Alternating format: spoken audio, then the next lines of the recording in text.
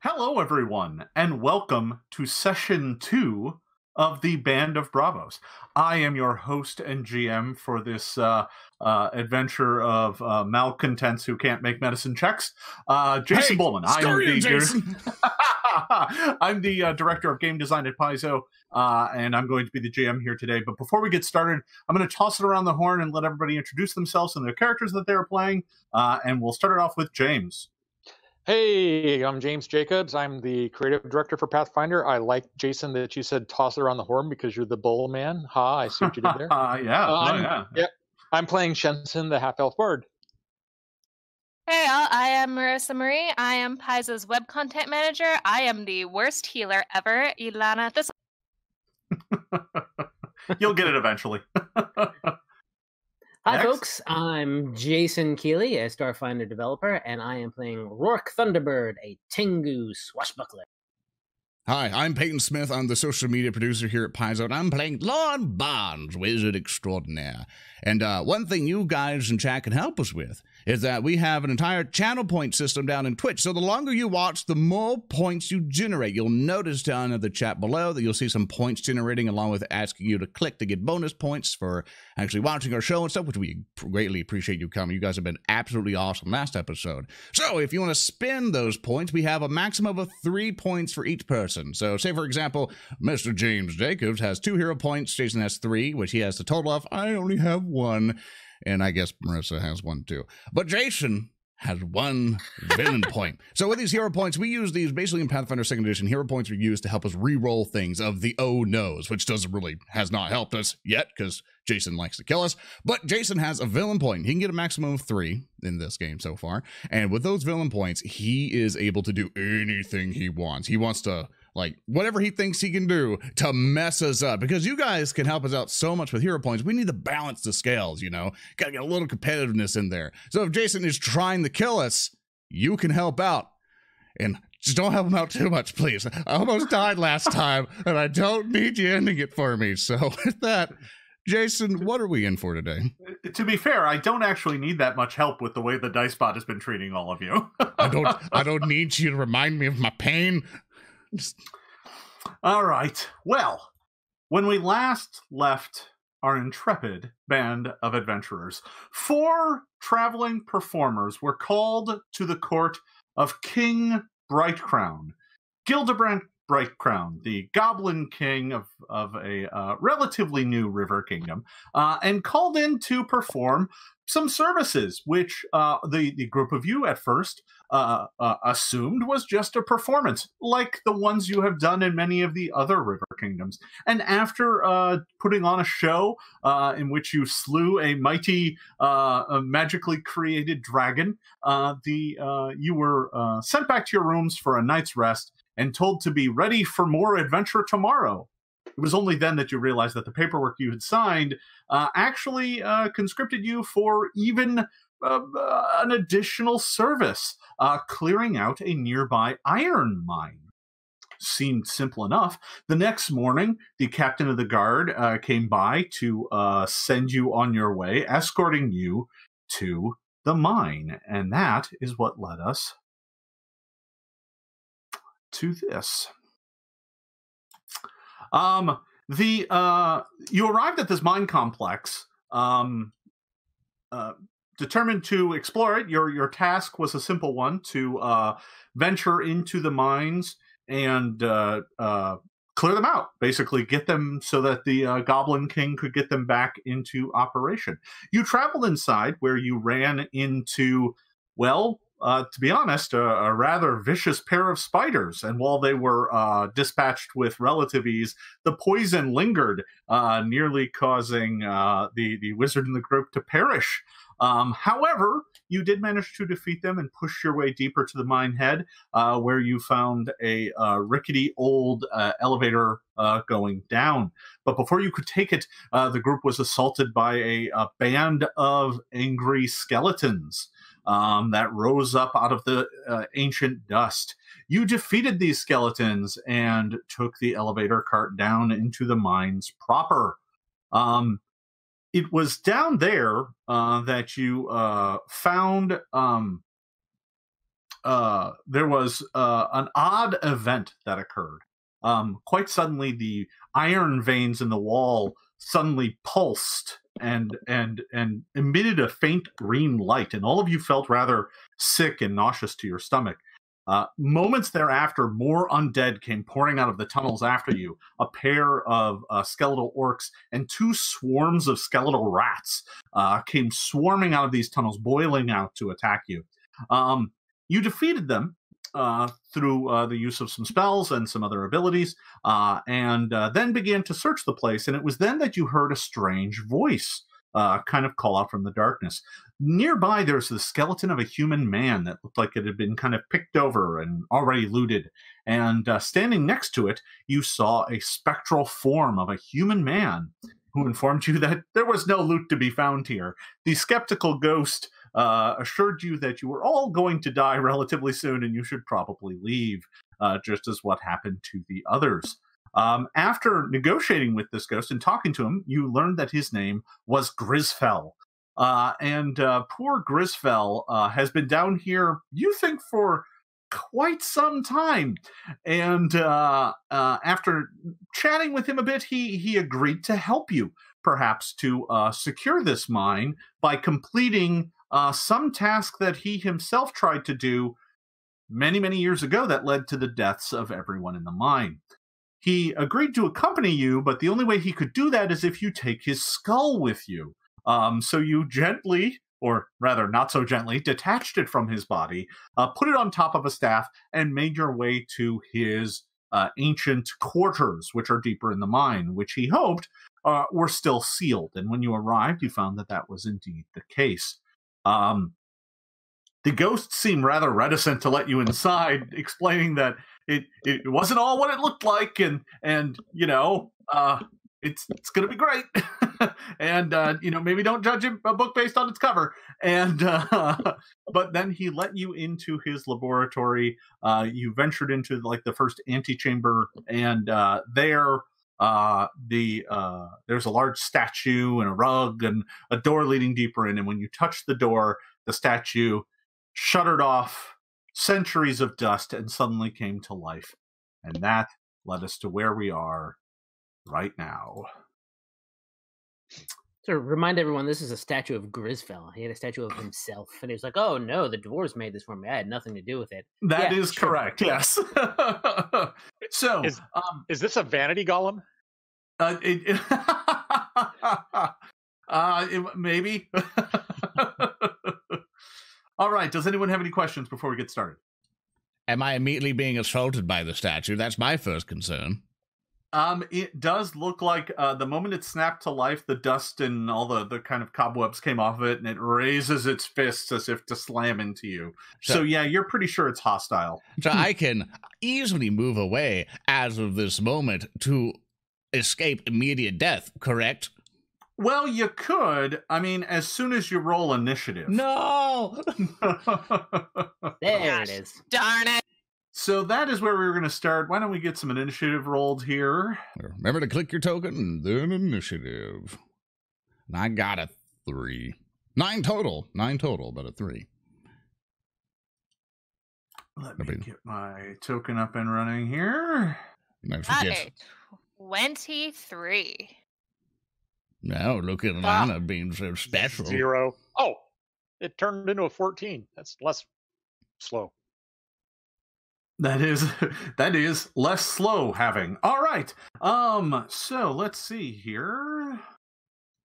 Let me get everyone's initiative in order. All right. And then you'll hear in the background epic battle music plays. Thanks to Science-Gate. I'll have to take your word on that. I'm not getting it. So, all right. Ilana, it is going to start out with you. You are over there kind of in the doorway looking into this room as the statue suddenly comes to life. What would you like to do? I am out of spells, so I am going to prep my crossbow, and I'm going to look at our ghost friend and go, Mr. Grisfell, I could have sworn I asked you if there was anything in here waiting for. He's like, I don't remember that thing being here. Are you absolutely sure about this? He's like, well, No. How many actions does it take to prep my crossbow, and can I use it? It'll take 1 action to draw the crossbow, 1 action to load it, and then 1 action to fire. Marvelous. I'm going to fire. Oh. And it is dark and dirty and did poorly. Well, nice to see you're starting off just where you left off. All right. Continuity. All right, so the crossbow bolt goes slamming into the wall next to it, shattering. Splinters and bits go flying into the room, but it doesn't look like that hurt the statue at all. Next up, the statue goes. Oh, I'm not a tank. I'm not a tank. Arms are raised up. Well, fortunately for you, it doesn't appear that interested in you. Oh, good. Good. What did I just do? Oops. Oh, Okay. geez, that's blood all over the place. Had it on the wrong tool. The first thing it does is it steps forward to Shensen. It walks right past you. Hi. And moves up to Shensen, who opened up the door.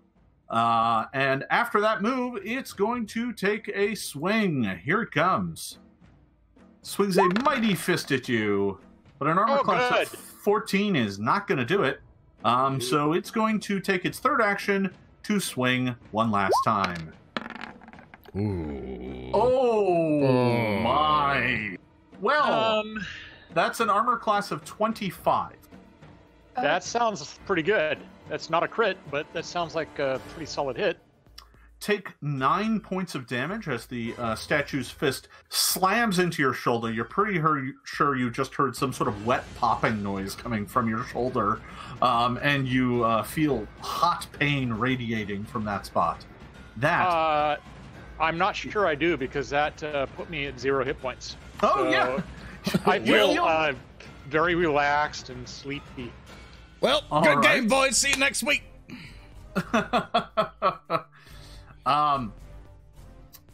So that is going to put you at dying 1.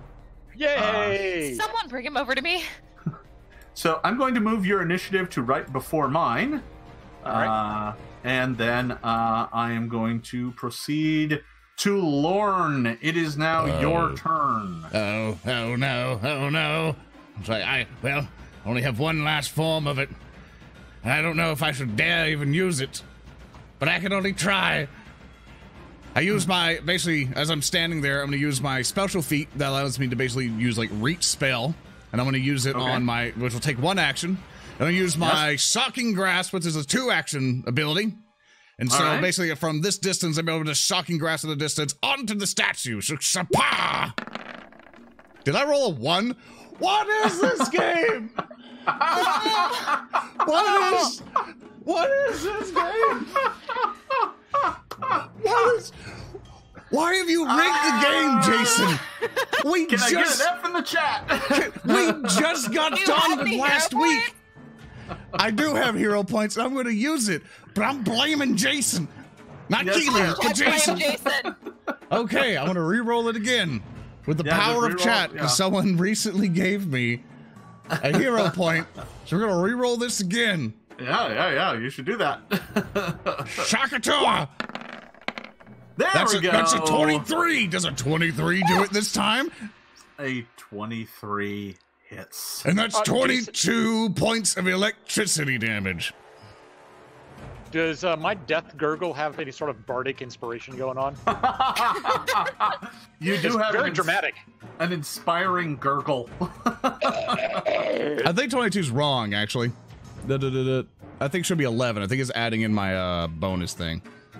Yeah, it's adding 7 in there. No, it's 11 plus 4, so that should be 15 instead. I'll fix that. 15, okay. Yeah, no worries. Because I was like, 22, I'm like, that's wrong. I think the sheet's wrong. I'll fix it. So, all right, 7 less damage. Okay. Yeah, that is my entire turn. All right. The surge of electricity goes through the statue. It arcs out from your fingers like lightning, slamming into the statue. It shudders and like chips of rock blast off of it, sizzling with heat. as it kind of stutters for a moment, and but that did not knock it down. Actually, Jason said chips of rock, and I heard chips of vrock. No, you guys are too low levels for rocks just yet. All right. I'm already dead. I don't care. Yeah, right, fair. Roark, it is your turn. Yes, with a pained squawk of Shensen! I'm going to try to tumble through its space. All right. To end up there. Here we go. On this acrobatics check. Bring it. Oh, that's very, very bad. Why? Well, so to be clear, I'm not sure you have to tumble through its space. You don't have to go through it. He right? isn't paying attention to us. You also have 3 hero points. Yeah. Yes. I'm tumbling through it to gain panache, you see. Oh, that's right. Okay. Yeah. And I'm right. Yeah. I'm going to re-roll that. Great. Go right ahead. Aww. That's a little better with the 16. So if I beat its reflex DC, that does beat its reflex DC. Actually, you do tumble through. And I gain panache, and then I strike out with my beak. Aw, Chaotic bought me a villain point. How kind. Chaotic's against us all. We're watching you. Thank you, Chaotic. Oh, there's a 21 hit. A 21 does hit quite soundly. Okay. However, 3 points of damage, like, pecks against its hard stone and doesn't appear to have any effect. I was afraid of that. 2 of those points were precision damage, to be exact. So I don't know even if that's even worse. I don't know. Then I will raise up my buckler in hopes of not getting hit in the face. All right. So at the end of the round, Grisfell goes, and he's like, oh, I remember this. There's a command word to get it to stop. And he's trying to think of it.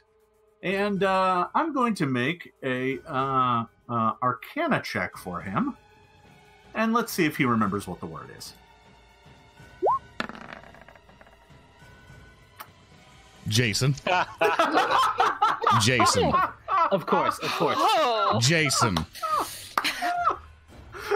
Jason. For people listening to this in audio, he rolled a 1 when it was supposed to help us. I do have villain points, but I'm not going to spend 1. Next up is... I bet you won't. Next up is Ilana. He does not come up with it at this point. Mr. Grisfeld! But I don't have time to worry about that right now. Shensen! I'm going to use one of my moves, and I'm going to go over here. I'm going to put my hands on him. I'm going to cast Stabilize. All right. All right. You stabilize Shensen. That prevents you from dying any further. I believe you lose the dying condition, but I think you're still unconscious. Yes. Shensen's still unconscious at 0 hit points, but they are no longer dying. Yay! Yeah. My gurgle turns from death rattle to, like, I'm just kind of sleeping. And I kind of stand, I have my staff, and I have my crossbow, and I kind of stand over Shensen. All right. And I stare down the gigantic... All right, so next up would be Shensen, but Shensen is unconscious, so we will skip straight to the statue. It turns its attention to Roark and is going to attempt to hit you with its fist. Oh, no.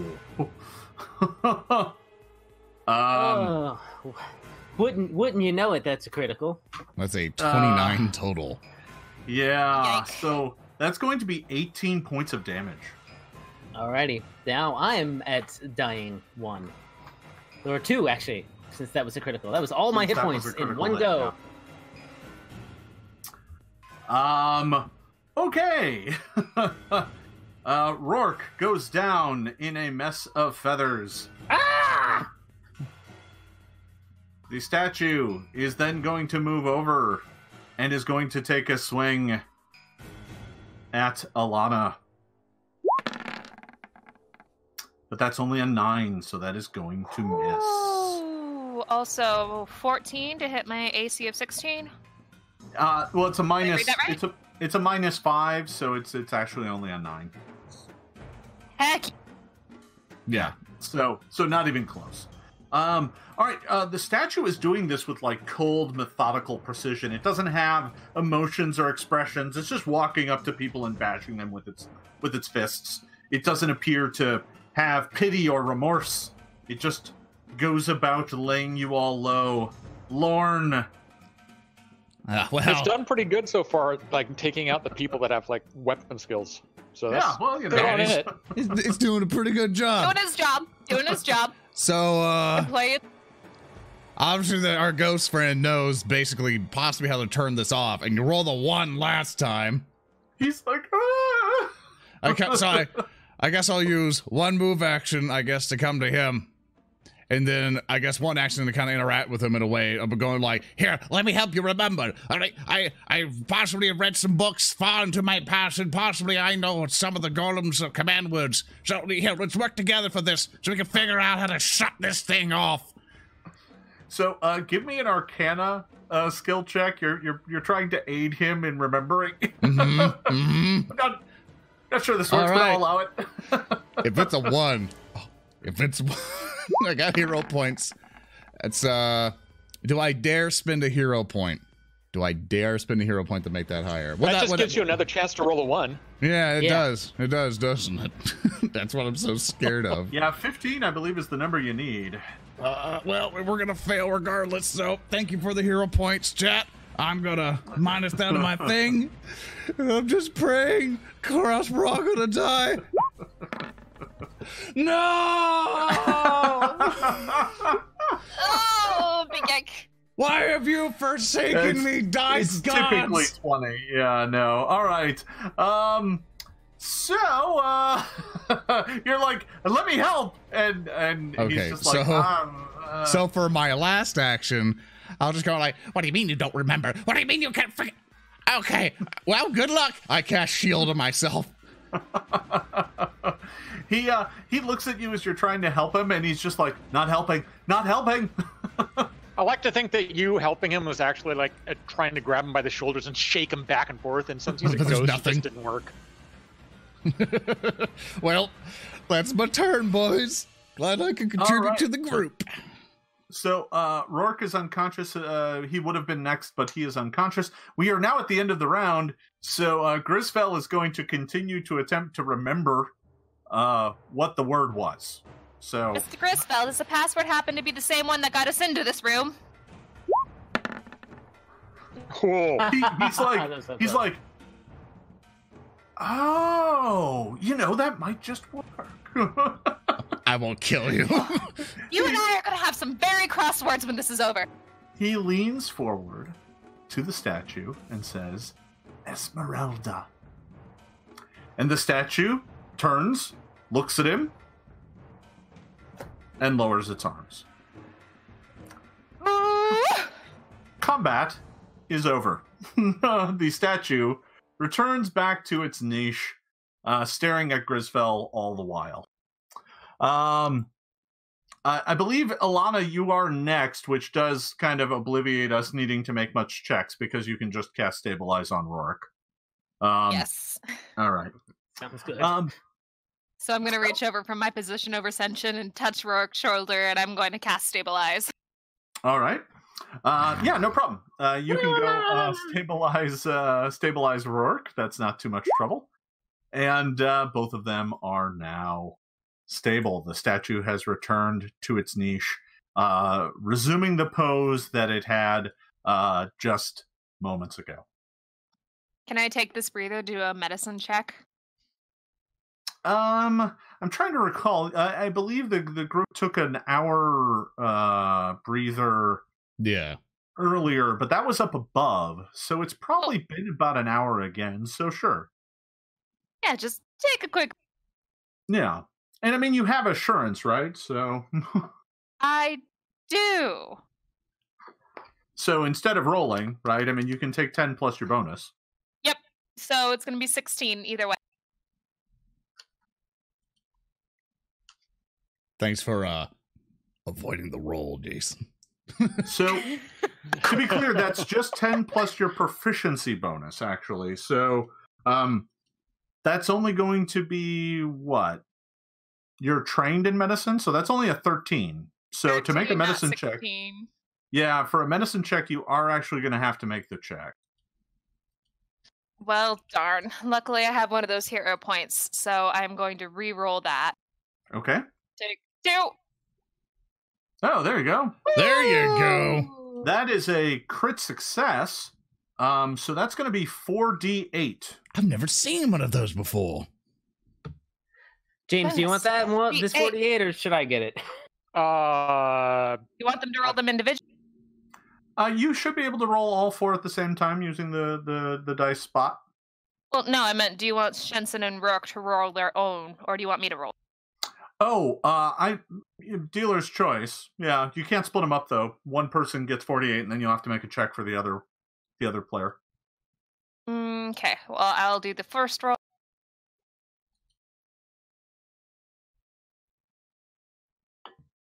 I mean, 19 hit points.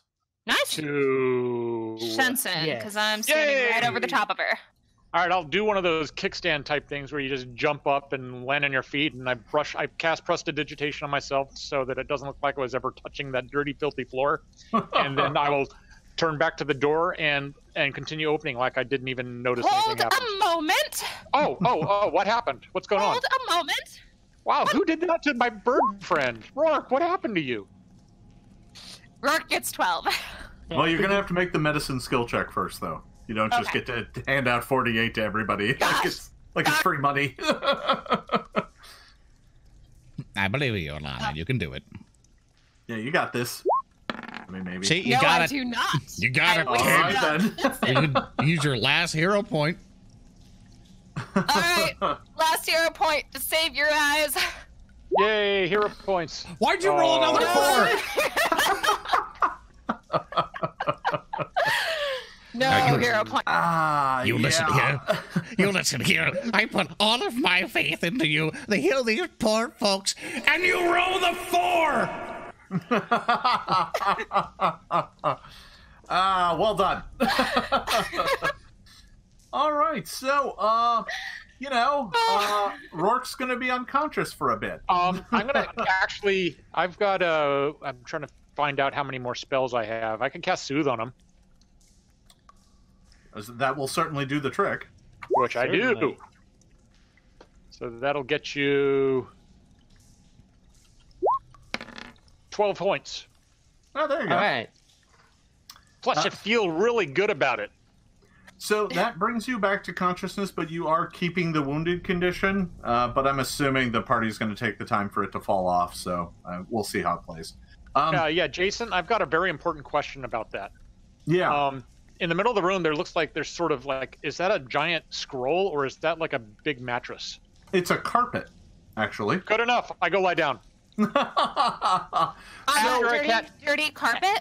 After I cast prestidigitation on it to make it not only clean, but smell like violets. That's probably stretching what Presto can do, but I'll allow it. Yay! Well, then lavender, if violets is too much. So you go to lay down, and I do want to note something to both Roark and Shensen. When the two of you were unconscious, it was a little strange. The blackness of your sleep was periodically interrupted by veins of kind of glowing green lightning. It wasn't good. And this happened to both of you. So is it like mint lightning? Is it like nice and soothing lightning, or is it like kind of acid lightning? No, it's kind of sickly. And to be honest, it was really hard for you to wake back up. Like, that felt like a struggle. Okay, so I've got advice for everybody here. Don't get killed here because it like grabs onto your soul and tries to keep you dead. So just don't die here. Oh. Duly noted. Good to know. Good to know. Duly noted. No, but the visions, the lightning that I saw should verily we should work that into the next show. But Lauren, can you do green lightning? Yeah, sure. At that, Grisfell kind of is like, "You saw what? Oh, that's bad." Boy, green lightning. Mr. Grisfell, is there something you'd like to tell us? I'm sure it's fine. It'll be great. And this is as Shensen's like lying back down to take a nap, and he's like, "Oh, so you're just gonna take a nap then?" No, I'm not sleeping. I'm just kind of stretching out here on this freshly clean lavender-smelling carpet. It'd be a waste to not lie down on it. I'm just gonna hang out here because yeah. Oh. Why? Oh, well, it's not like you're on a timer or anything. I mean, you could probably rest the night. Wait a minute. Now I'm suspicious of him, and I stand up and I step to the side and I grab that carpet and pull it aside because I think he's got some sort of trapdoor or hidden treasure underneath the carpet that he's nervous I'm going to find. You pull it aside and there's nothing there. It's just stone floor.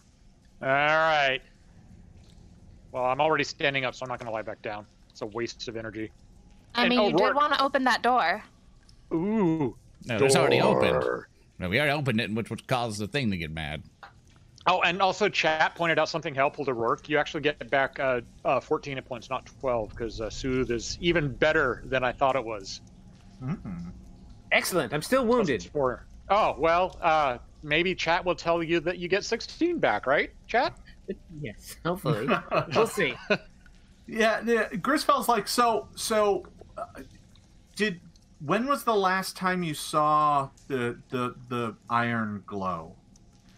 Just iron glow? No reason. It was curious. Not too much longer. Maybe like an hour ago, or just before we started fiddling around with your skeleton. Yeah. So as soon as we got down at the end of the bottom of the elevator, he looks at you, Shensen, and he's like, "Fiddling around with my skeleton? What do you mean?" Like, well, you see that we have your skull, right? Yeah. Oh, you mean after right before we started talking? Yeah. It wasn't. Well, it was about time. I don't know. I have people keep track of my schedule. It was around 10 minutes before we talked to you. Oh, okay. That's not too bad then. Oh, yeah, you probably got the skeletons and the undead rats. You probably got a day or two then before it turns you into a zombie. Day or two. That's very. I choose two. Can they be non-consecutive, like today, and then another day, like 600 years from now? He's like, I don't make the rules. Don't look at me. Huh. All right, everybody heard that. Jason said he doesn't make the rules. That was Grisfell talking. Oh, damn it! I do make the rules. Well, then, we don't have time to lose. I sneak around and peek around the corner, all stealthy-like. All right. Well, you go up to the corner and kind of take a peek, but it's pretty dark until Lauren gets up there and sheds some light. With our skull lantern. I will assist him in the lighting thing. Come along, Grizz. Come along. Oh, geez. Okay, that's not quite as sneaky as I thought it would be, but that works. Yeah. Well, unless you find a way to get dark vision, it's going to be a little tricky. What? So you're able to kind of move forward into what looks like, as you round the corner there, it looks like you might be entering some sort of laboratory. It's kind of hard to tell from your current angle. I see treasure chest. Yeah, it looks like there might be a chest there on the ground. It's sitting next to what looks like a wardrobe. Oh, that's even better. Fancy clothes. I motion Roark over to be like Roark, if you would like to take the front line.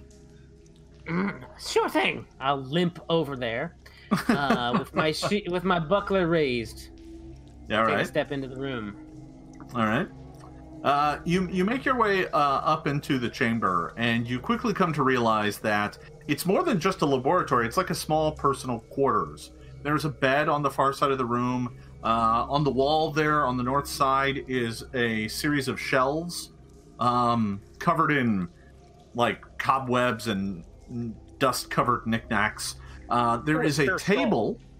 There's a table on the south side of the room with a chair next to it. Atop this table are two things. One is a really strange looking device that's made out of iron and crystal. And sitting on the table next to it is what looks to be like a pretty old looking book that is closed. There are a scattering of small tools on the table as well. They look like jeweler's tools used for like carving inscriptions and whatnot. And now that you get close, you can tell that the surface of this device is covered in tiny little intricate runes and sigils. Grisfeld, of course, is following along, and he's like, "That's it. That's the life cage. That's what you need." Well, need for what? To stop us from dying in 1 to 2 days, or? Yes. Yeah. Oh. Yeah. At least I think so. That's what I was trying to complete before everyone died. And how exactly did everyone die, Mr.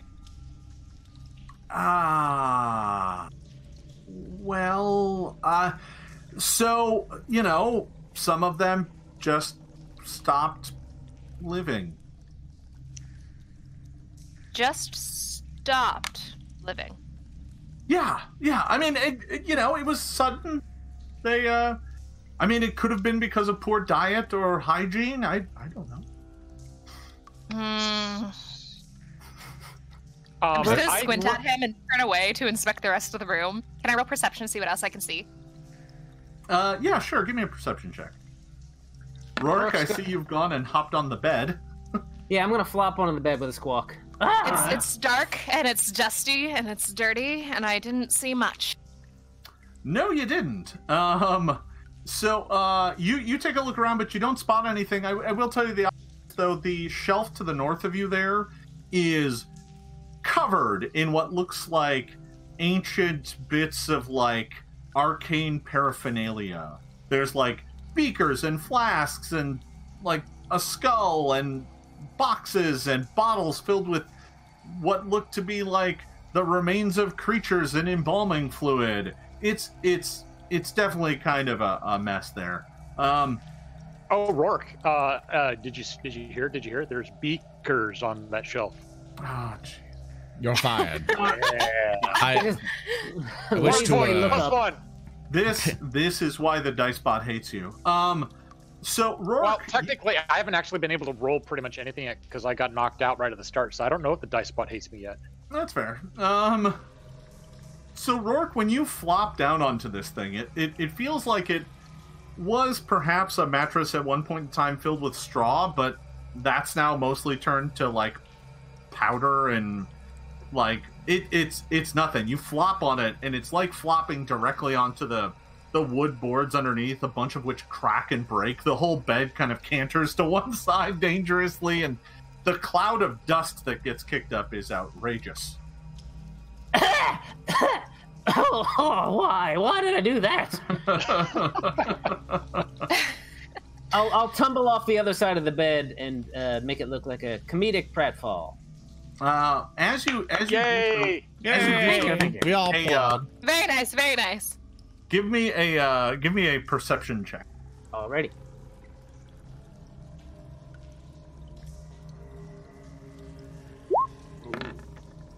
Building drama. Yeah, 15. Sorry. So atop one of the pillows, and you notice this because the whole pillow kind of flops, and as it does so, it kicks off all the dust. Atop one of the pillows, you can see what looks to be a old tarnished-looking silver locket comes flying off the pillow and lands into the mess that is now the bed. Ooh, a shiny thing. Well, it might have at one point in time been shiny, but it looks pretty tarnished. I got good bird senses for shiny. Oh, that's fair. I will. I'll reach in and pick it up and take a look at it. All right, What's this? I'll come back to you. Shensen, what are you up to? I am opening this clothing cabinet to see if there's anything fancy in there to borrow. Okay. So you open up the clothing cabinet, and whatever fine clothing was in here at some point in time is not anymore. Unfortunately, it looks like age has just brought ruin to this wardrobe.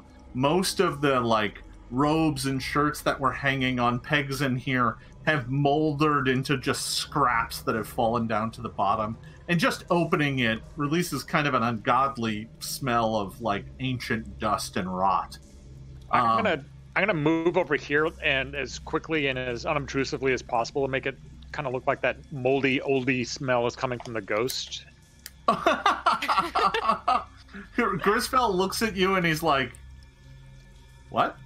No worries. You've been dead for a while. It's cool. No worries. We understand. I'm gonna look at this life cage thing he's looking at and try to figure out if it's got any occult significance. Okay. Yeah, sure.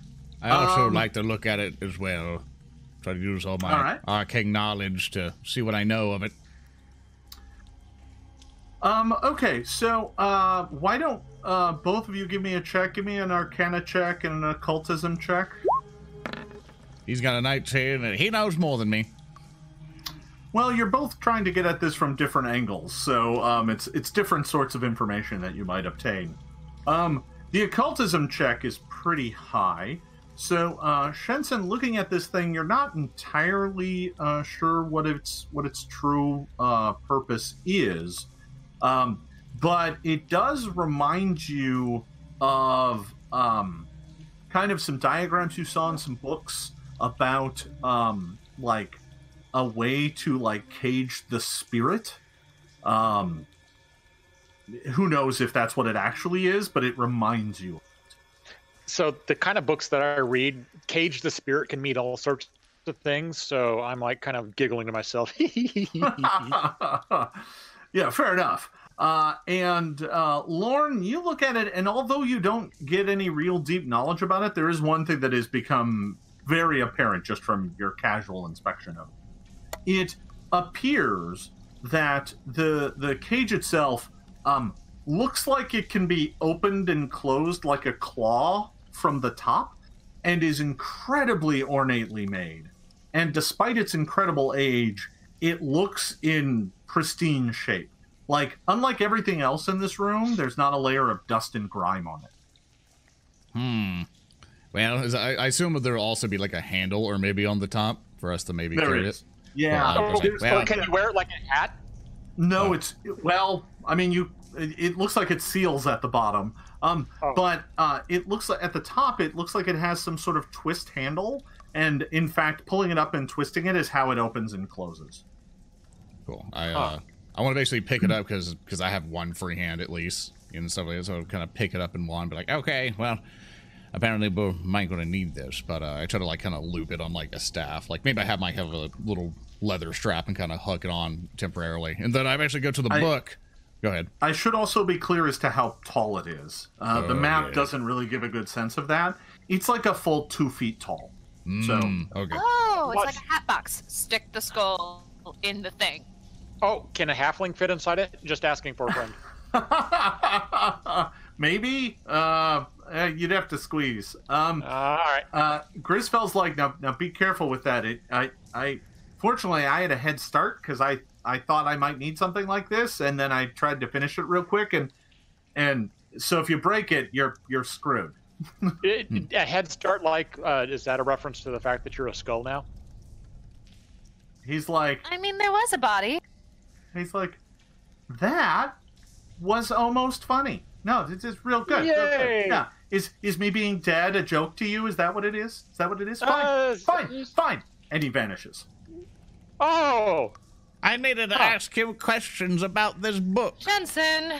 What? I was just trying to be snarky. Look, Grizz. I bring the skull up to me. Look, Grizz, I don't think it's a joke. It's been absolutely terrible the things that happened to you, but we need to solve this together as a team. Now, I see there's a book here. Is this by chance your journal? Just wait to see if he pops up as I'm looking at the skull. Oh yeah, reading his diary is gonna get him back here. I'm gonna go over here by this other shelf. Maybe there's a spare skull. Permission. He appears. Wait, don't look at that. What is it? What is it, Grizz? Listen.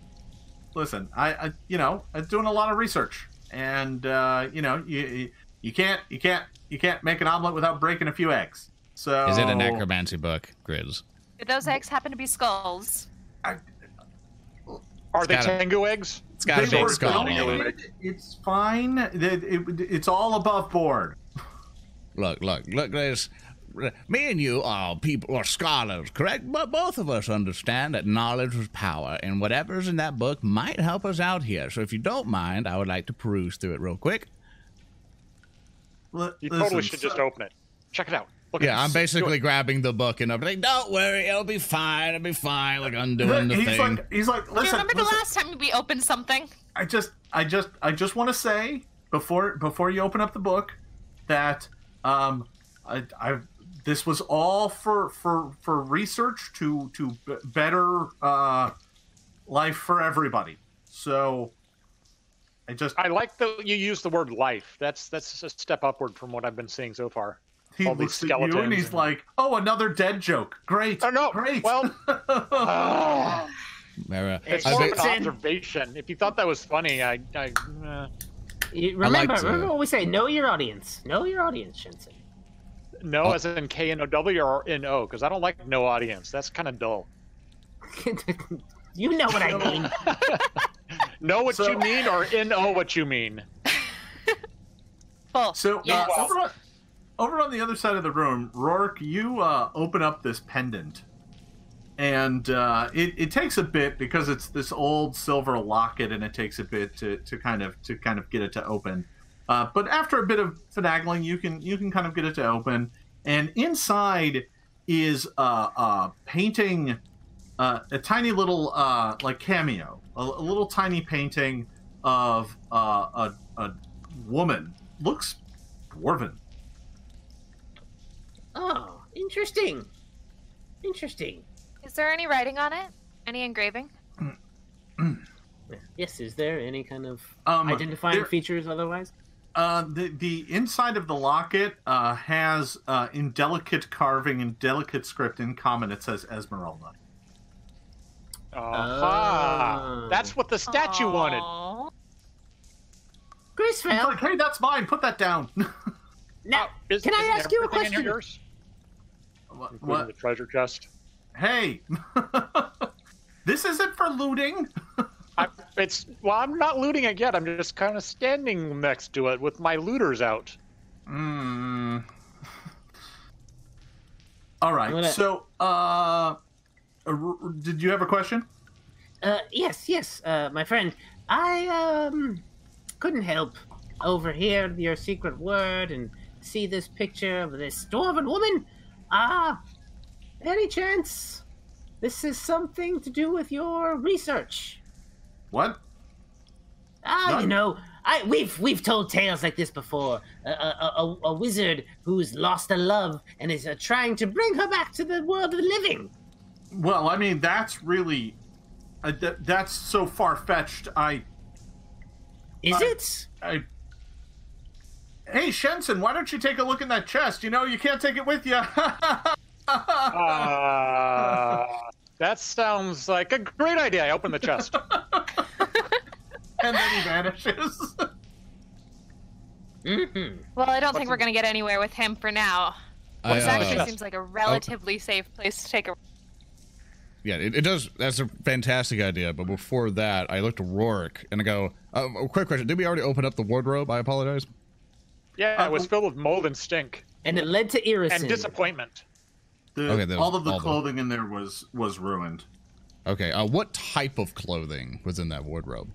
Looks mostly like robes and like breeches and pretty ordinary stuff. Just okay. Looks like like workmen. Like ruined even before. Okay, so I was having a hunch probably. that there was a dress in there that he was having protected or something. Never mind. All right, I looked to Ilana. So it would be an excellent place to take a rest. It would be easily placeable security. Well, as we rest here, fellas, I'm going to peruse through this book here and see what I can learn from it. So I sidle up to the table where the cage is on, and I start kind of going through the book. You know, all right. Maybe occasionally asking Grizz, what's this formula about, and all this other stuff. Grizz vanished. He looked really embarrassed and disappeared.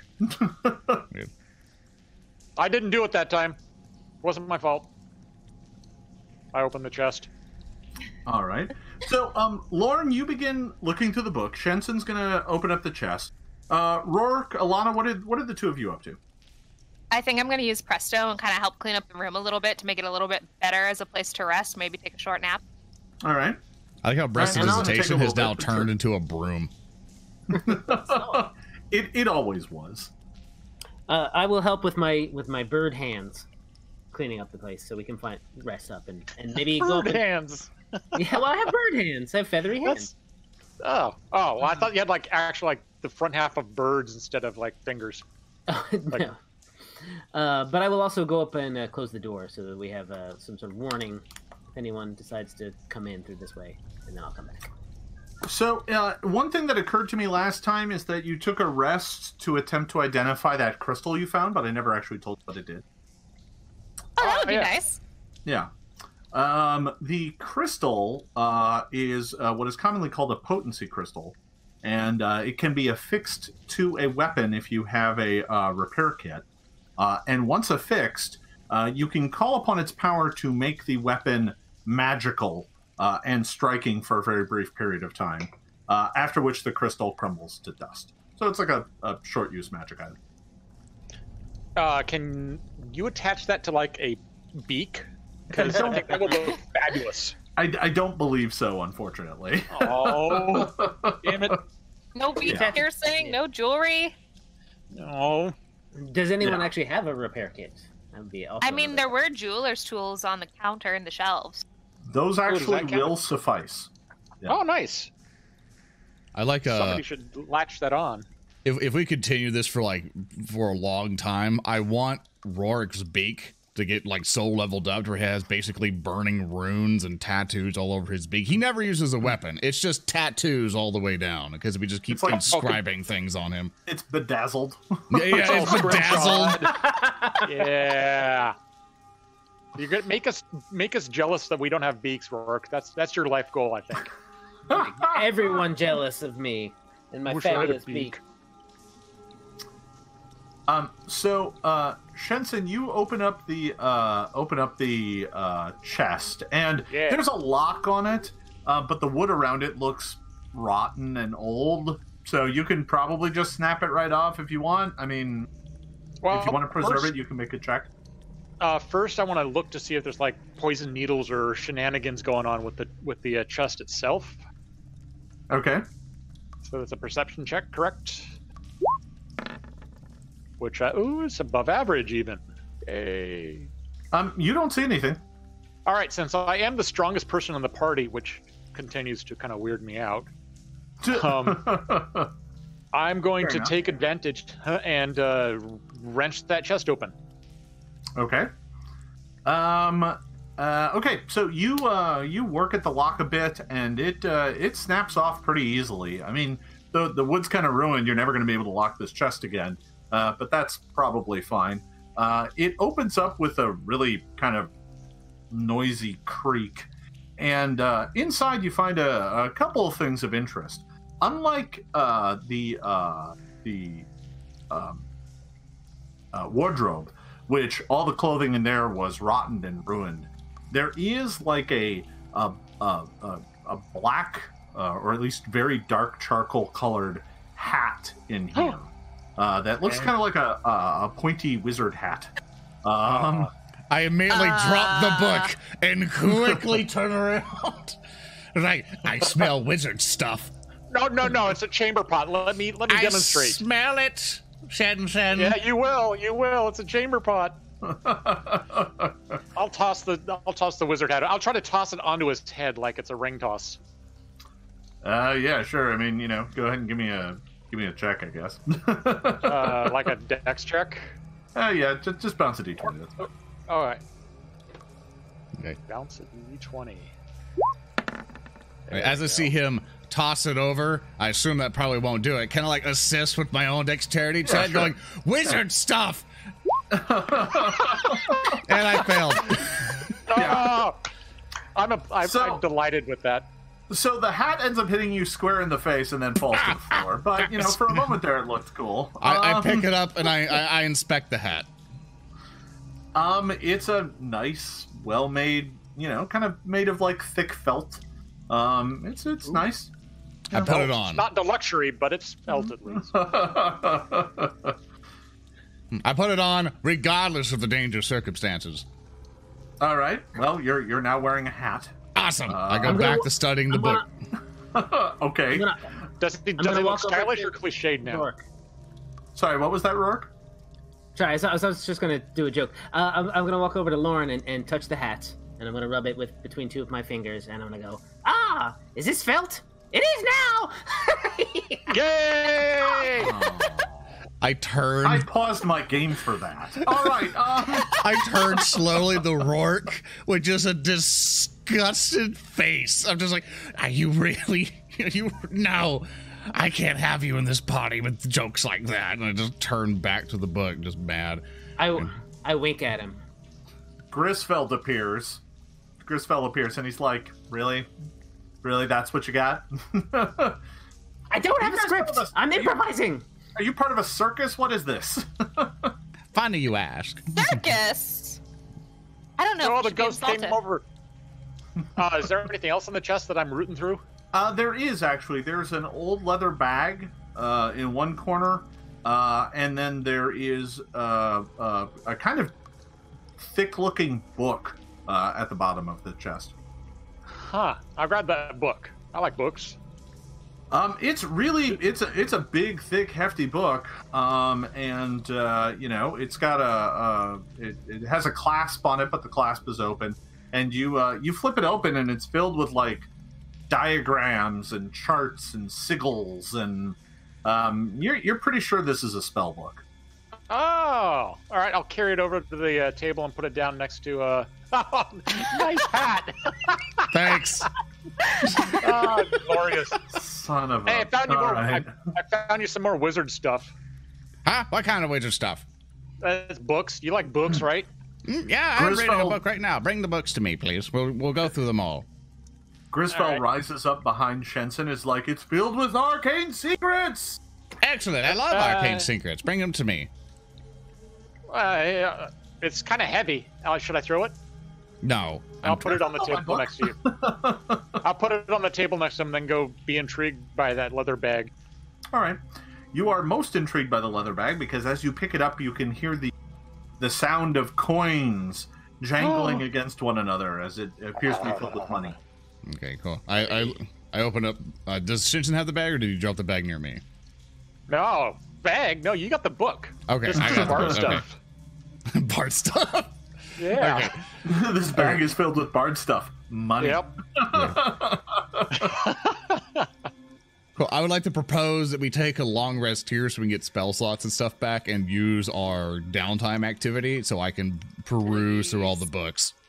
Oh, that'll really efficiently advance our death clock, too. Grisfell's like, yep. I mean, we got like a day. I mean, just kind of... Well, we're going to die faster if we don't have our spell. Yeah, that's a good point. We do have to be prepared. And he said it was going to be about a day. And as far as I can tell, I'm kind of inclined to agree with Grizz if he wants to get out of here and not be bound for the rest of his life. He's like, hey, listen, none of you are making it out of this alive. I mean, eventually. If by this you mean existence, I beg to differ. I've got plans. Oh, you do? Oh, yeah. Well, then you definitely don't want to stay here for too long. Oh. I guess that's a good point. That's fine. No, I mean, get some rest. How long you got to rest for? I mean, I don't really remember. How long is sleep? Seven, 8 hours, I think it was in the book, I think. It's like... He's like, oh. Yeah, you'll probably be fine.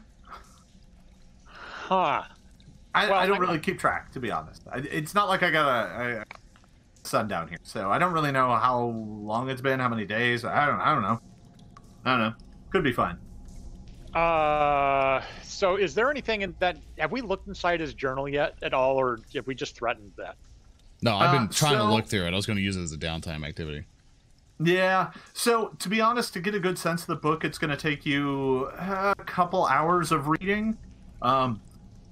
Just giving it a perusal, it is clear that it is studying, like the book is written all in one hand and is filled with notes and annotations. And it looks like the book is some sort of study and process of experiment on the boundaries between life and death. And that's about all you can get a sense of just by flipping through it. If you spend a few hours, you can probably get a better sense of what's in there. And Grisfell is like looking at you real nervously as you're looking at it. He's like, listen, I was young and experimenting. It's fine. It's fine. We all make mistakes in monasteries. It's fine.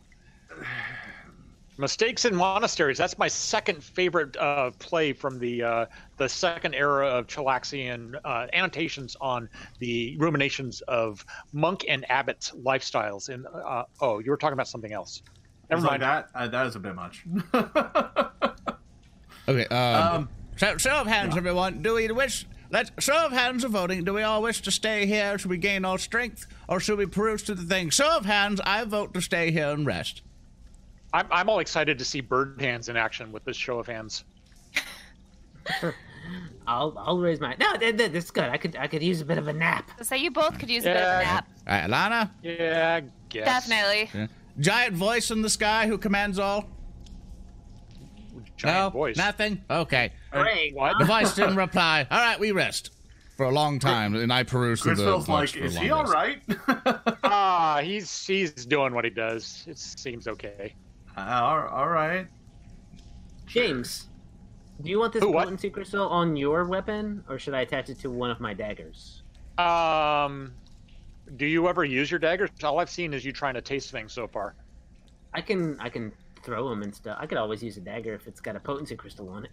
I've also got the spell magic weapon, so I can cast that on us if we're not. I kind of at this point need to save that stuff for healing, knowing our luck. But sure. I mean, I could, or we could even put it on Ilana's crossbow crystal, though. Crossbow. That's true. I mean, I almost feel like we should just save it for now. Yeah, let's hold on for it now. It's activating it. Well, it takes 10 minutes to attach it to something. Yeah. We have to pick something in advance. Yeah, activating it, I believe, is free. Okay. But it has to be attached to something specifically ahead of time. Right. I recommend just putting it on your dagger now, so in case we have to deal with anything in the future that only gets hurt by magic, you at least have a solution. Yeah, because some of us already have solutions. You have one normally. And you just have a beak, and he's a bard, so I recommend you get that on one of your daggers. Wait, bard makes it... The bard makes beaks irrelevant? Is that what you're saying? Because I think beaks are kind of glorious. Thank you, Shensen. Well, no problem. Grisfell's like, speaking of solutions, I got some over here. And he points to this spot on the shelf where there's like a row of vials. And he's like, these might still be good. Griswold, did you just make a pun? He's like, yeah, I learned it from watching you. Yeah. It's fun to pun. He's learning. No, I felt dirty, and I'm dead. Well, you still said it, so no taking it back. I'm gonna go check out his solutions for healing solutions, for example. He's like, I remember keeping these for an emergency, but I don't really remember what they do. So getting killed wasn't an emergency? Well, you saw where I died. I was trying to make my way back here. Blah, blah, blah, blah. I'm going to look through his potions to see if there's anything I'd like. What flavors? Sitting on the shelf, you see there's this wooden rack, and in the rack there are 5 vials. All right.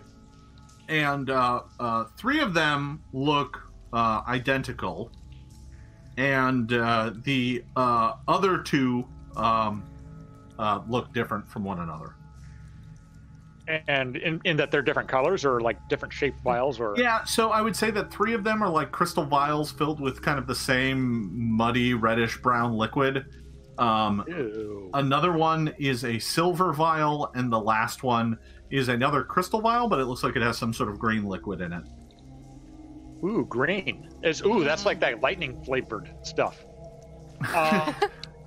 I'm gonna try to sort out what these are with Read Aura and occultism or whatever.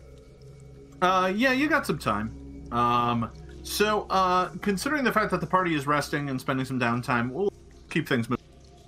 3 of these are in fact minor healing potions.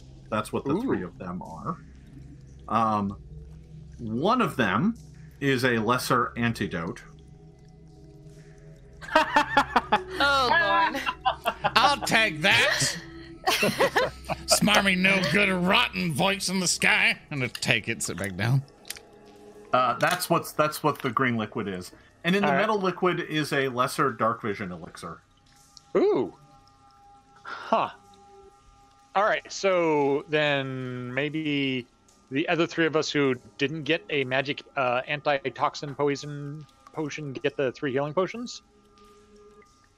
You figure Sounds it out. good. Yes. All right. Here, how about this? Each of you get a healing potion, and Shensen, who does not have like dark vision-y things, I guess, you get that. All right. There. That works done for and me. done. Yay, easy. Done and done. Grillspell's like, maybe one of those healing potions will bring me back to life. I got news for you. You need like a tongue and a throat to get that stuff working. He's like, whatever, pour it into the skull. You just want to be a live skull. That won't last very long. Oh. Not even in Gult. He's like, oh yeah, Gult. Yeah. That place is really nice. I summered there once. Yeah, it's fine. It's fine. It's really, they got a lot of public service going on these days. Yeah, I have a aunt who's in Galt.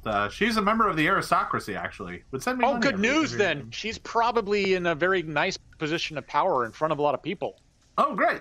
Good. Yeah. Good. Glad to hear it. Yeah. Yeah, we'll bring it to her sometime.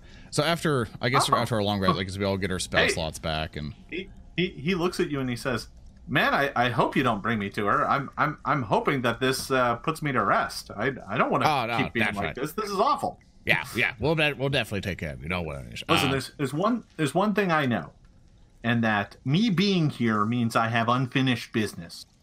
Like I mean I get it, right? I caused everyone to die. I get it. It's my fault. My bad. So we gotta fix that. That if we fix it, I can finally go to the boneyard and go to my just reward. So I'm looking forward to it. I mean, it should be great.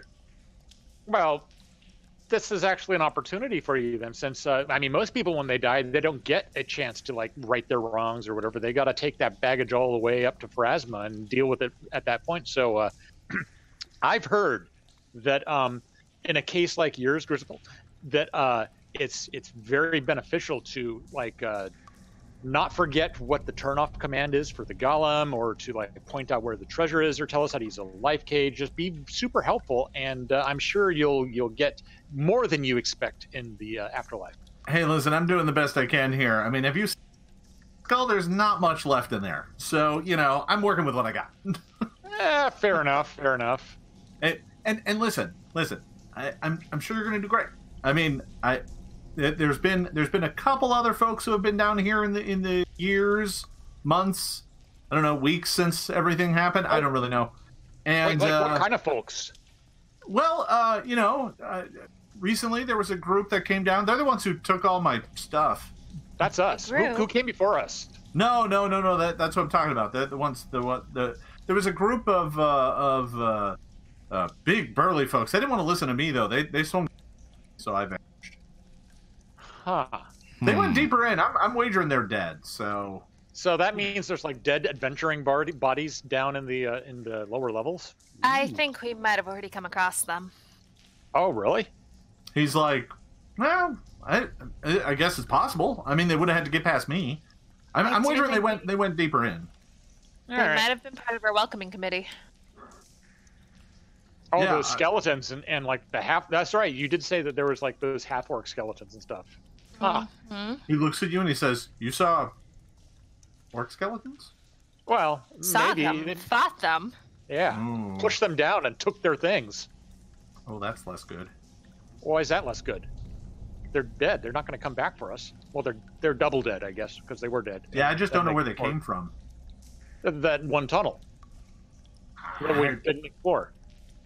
Sure. Yeah, it's a mystery solved. And, okay. Well, I'm sure it's fine then.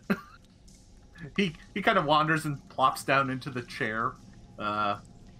Even though Lorne is sitting there. Yeah, that's like, awkward. Excuse me. Oh. You get like ghost ectoplasm on you? He's like, this isn't too bad. This is disgusting. No, turn to the next page. I'm done reading that one. Fine. Okay, so I assume after a long rest that I guess I've learned what I could from all the books that was provided to me. And, sure. So, keeping things moving forward, Grisfell continues to be kind of a nuisance, but you do manage to get through the book. And there is one point when you reach the middle where you turn to a page that looks like it's filled with poetry, and all of a sudden he pops in front of you so you can't really see it except for looking through him, and he's like, "That's private. Skip to the next page." I'm still reading it through his translucent hand. He's like, "No, don't look at it." Fine. It's really the bit that you read. It looks like a really bad love poem. Yeah, someone's a lovebird. He's like, that's private. Put that down. Delightful. I flipped. Don't cry at me, ghost. Let's go. So you continue making your way through this book, and at the end of it, why don't you give me an Arcana check, and we'll see how well you kind of understand what you just read. Got a 26 in total with a natural 19. So, some of it is a little bit beyond you, but to be honest, it's you're pretty sure what this is, it seems like Grisfell was exploring the kind of thin boundary between life and death, trying to find out if there was a way to bring someone back, using arcane magic. I knew it. By piercing that veil. And the research starts off pretty mundane for what is kind of run-of-the-mill necromancy. And, it involves a lot of experimentation on corpses, some of which he clearly dug up from a nearby cemetery or procured via other kind of shady ways. And there's a point pretty early on in the text where he suddenly gets very morose, and it's clear that his paramour passed away quite suddenly. And that's when the research suddenly takes this turn to explore the kind of nature between the boundary between life and death. And as it proceeds, there's a point, and this point is like very late in the book. It's about like of the 100 or so pages, only 80 of them are filled, and this happens on like page 70, which is where he suddenly discovers a source of very powerful necromantic magic that he hopes will propel his research forward. And that is the first place where you see the mention of the word Elan Core.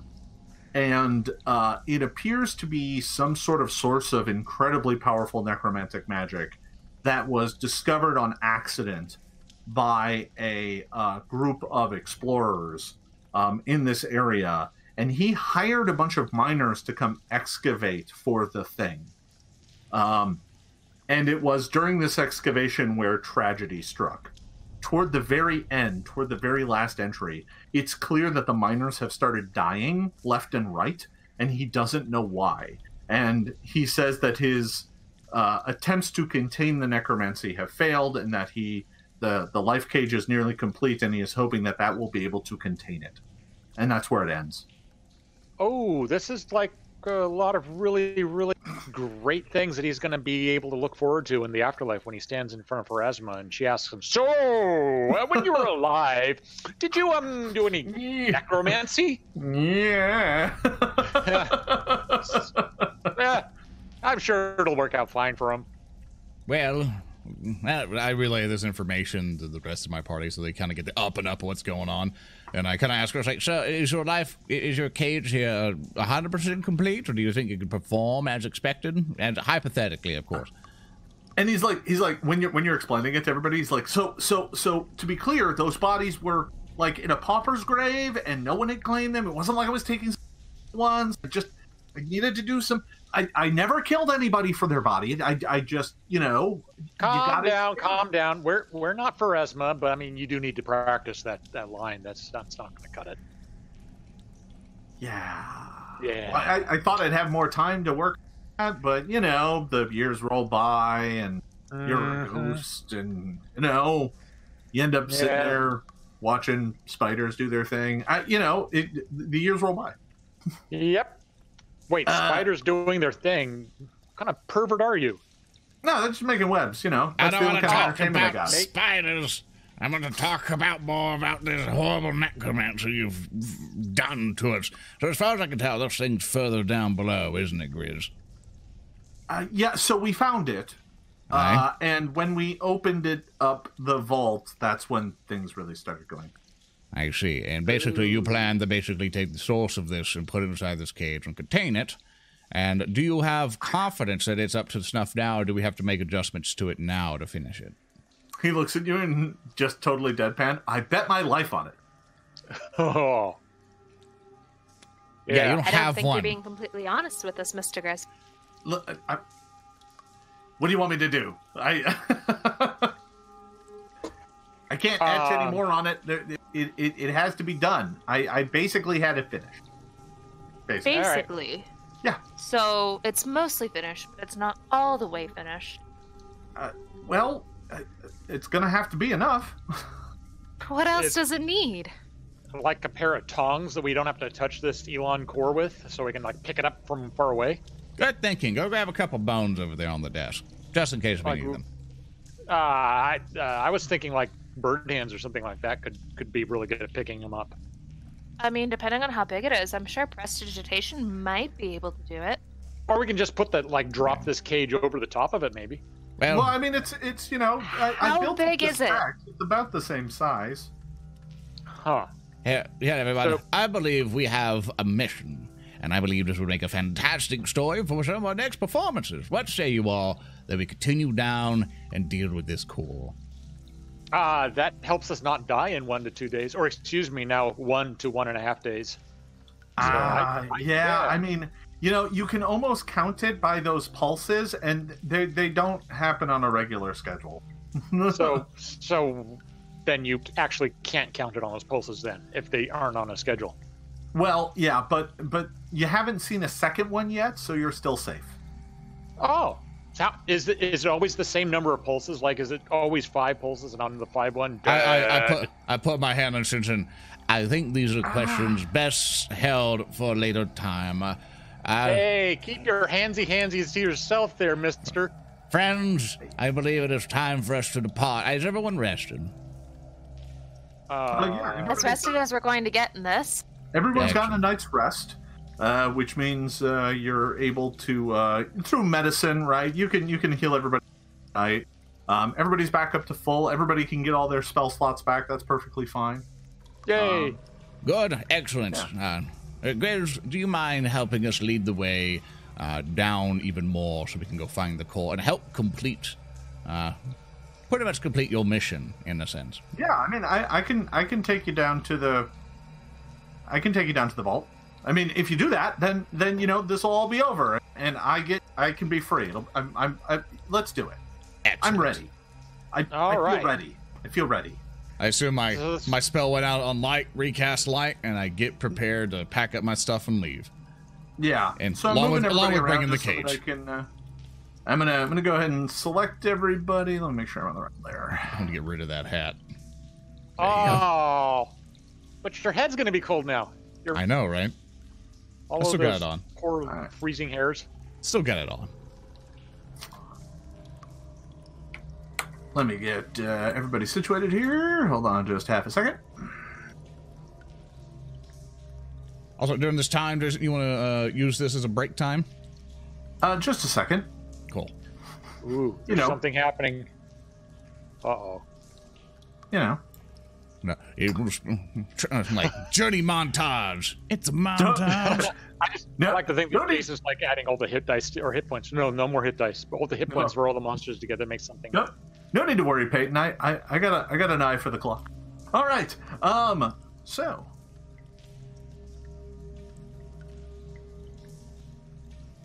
there we are. It's dark and spooky. What happens is Grisfell leads you deeper and deeper into the dungeon mine complex, and eventually, heading down the way past his chambers, you make your way down to another mine shaft. This is different than the first mine shaft you went down. You're not sure where that one goes ultimately, but this one is different, and it doesn't have a full like cart mechanism in it. It's just got rusted iron pitons that are driven into the wall of this shaft going down about another 50 feet or so. The shaft itself is small enough that you have to obviously go single file as you crawl down it. These pitons are in pretty bad shape, but they do hold up, and you manage to make your way down into a small cavern.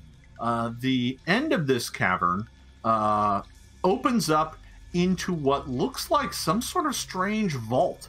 Unlike the cave that you were just in, this looks intentionally constructed. You can see like cobblestone walls and polished stone floors.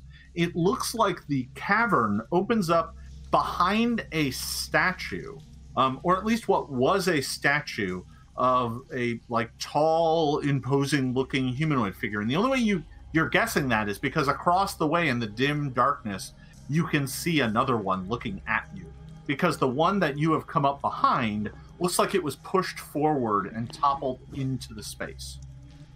So do you all see that? Yes. Yep. Great. I'm just disappointed that my booze got here when you were doing that cool monologue, so I couldn't interrupt. I'm sorry, James. That's okay. My booze is here. It's all fine. At least you're well equipped for the adventure. Yeah, no, you're all ready to go. All right, so that is what you see. What would you like to do? I'll step forward a bit towards this statue base, buckler raised, and kind of take a look around. I'm falling behind Keeping a real close eye at the statue across the. All right.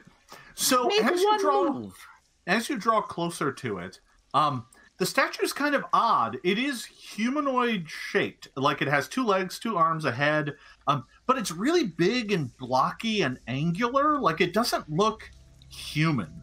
It looks humanoid, and it has a very deep furrowed brow. Its head is kind of tilted forward, almost as if in like silent condemnation. All of the features are very angular and blocky. Its fists are huge. They are literally like the size of your head, and are large and gnarled. The craftsmanship here is both at the same time incredibly exquisite in terms of its quality, but also very crude in terms of its artistry, if that makes sense. I lost Jason. Nope. Don't worry. Keep going, Jason. You're fine. And all right. So that is kind of what you can see. So I see this kind of giant statue with this big, scary-looking, meat-grinding fists, and even though I was like concentrating on the door when the last statue ran up behind me and hit me in the back of the head, and I didn't really notice it. Yeah. Can you hear me now? Yes. I'm going to have like this weird kind of nervous fear of that statue coming to life. I'm going to try to eyeball it and see if it's maybe moving or alive or something like that if I can. You and me both. So, give me a perception check, please. Ooh. That's very good. That's a 23. So as you're looking at the statue and you're just expecting it to come to life.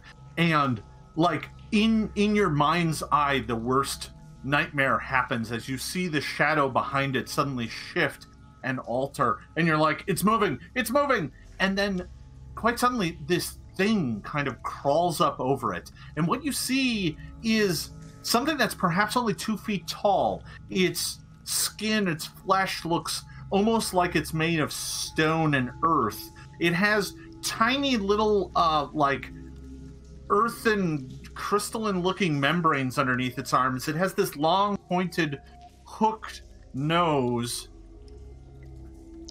Kitty! Is it time for a game of riddles? And it hops down from that spot. And you can see another one kind of crawling out from the tunnel nearby. And it just like growls at you with kind of this feral grinding stone noise. And the two of them begin flapping their kind of crystalline wings at you and hop forward. And that is where I'm going to ask you to roll initiative, but not until after this break. Oh! Nice move. Yeah.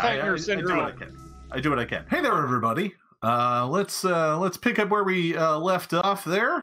The party had just been ambushed is the wrong word, but 2 creatures had kind of crawled out of the recesses of this vault chamber behind these statues and are approaching you with kind of malice on their squat, kind of crushed looking stone faces. And at this point, I'm going to need folks to roll initiative, please. Excellent. And for them, I think they are going to roll... Yeah, they're going to roll stealth. Ooh, I got a good one this time. Ugh, not this time. Oof. No. Well, that didn't help them any. All right. Aha. Okay. Actually, I'm going to do a hero point on my initiative check. Okay, Yeah. I think you can do that. Yeah, I Yeah. mean, if you want. Yeah, you sure can. I do. And you got a 7. Yeah. You got 1 point more. You got a 6 last time. Now you got a 7. All right. We're dead. So Okay. I should also notice before we breeze past it, Lauren, make sure to note that you did also end up with the Wizard's spellbook. Yes. Yeah, with Grisfell's spellbook. So at some point in time, I'll detail you what spells are in. But Yeah, that's why I was wanting those spells. I was like, Yeah. is I'm this also Ray carrying Skeleton? around- yeah, I'm go also ahead. carrying around the bag of coins we got. We don't All need right. to worry about that yet, because unless we find like a dungeon shop. Oh, what? Oh! do Are these any of guys these sell like little things? crystalline Yeah. guys look like magic merchants? No. All right. Do any of them look like magic merchants? Oh boy. Yeah. All right. Little cloaks, they open the cloak. Hey, kids, you want to buy some magic? Ooh! Me! Yes. So Shensen, your just went what? Up by 1? Yeah. Yeah. All right. Okay. Yeah. Great. Well. Oh, hey. Wow, I have way too many in here. You have a whole bunch of options. Yeah, give me just a sec. It's clear that it screwed me up. Okay. Let's see. Where are we at here? Alright. That's Shensen. That's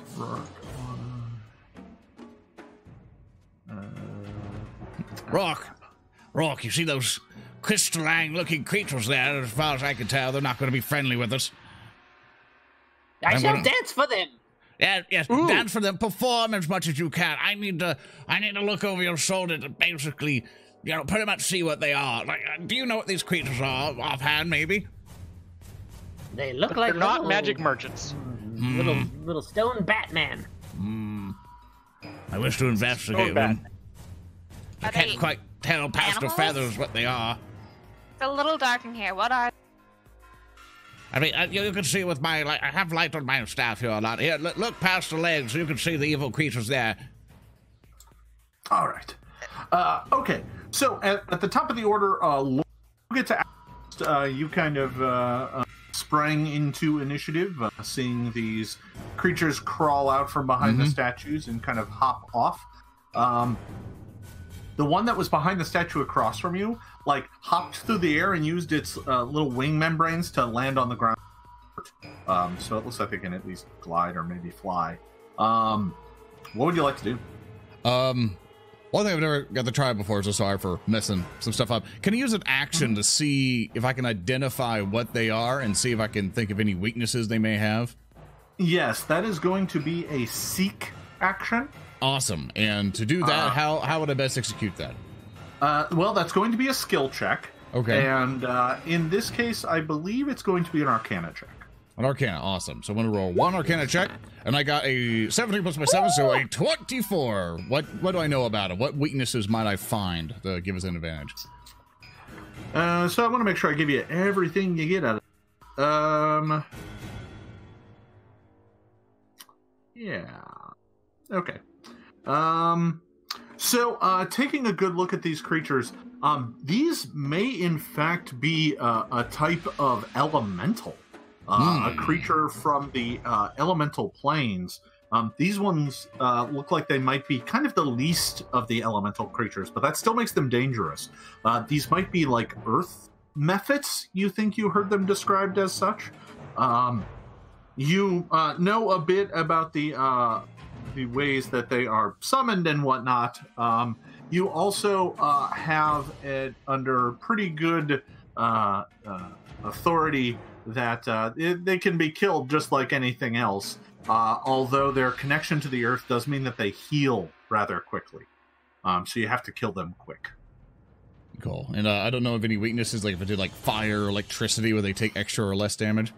No, not of the earth kind. If they were fire, maybe cold magic would work well, but these are earth, and that just makes them tough. Okay, so just generally tough, no major resistances or something. Okay. No, not really, no. Okay, so but since we're the earth, would I be able to use my wild empathy? They're not animals. Yeah, they are intelligent, but only marginally so.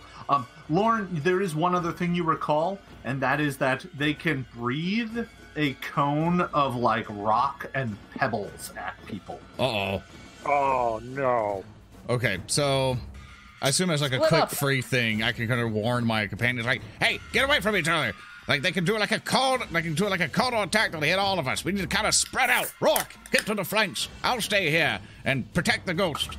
But with that, I also want to then do basically electric arc. Basically, put my hands together, bring them apart. Electricity starts spurting out, and I want to fire at one of them. So I think there are 5, 10, 15. Yeah, there are at least 30 in between. So bam, electric arc.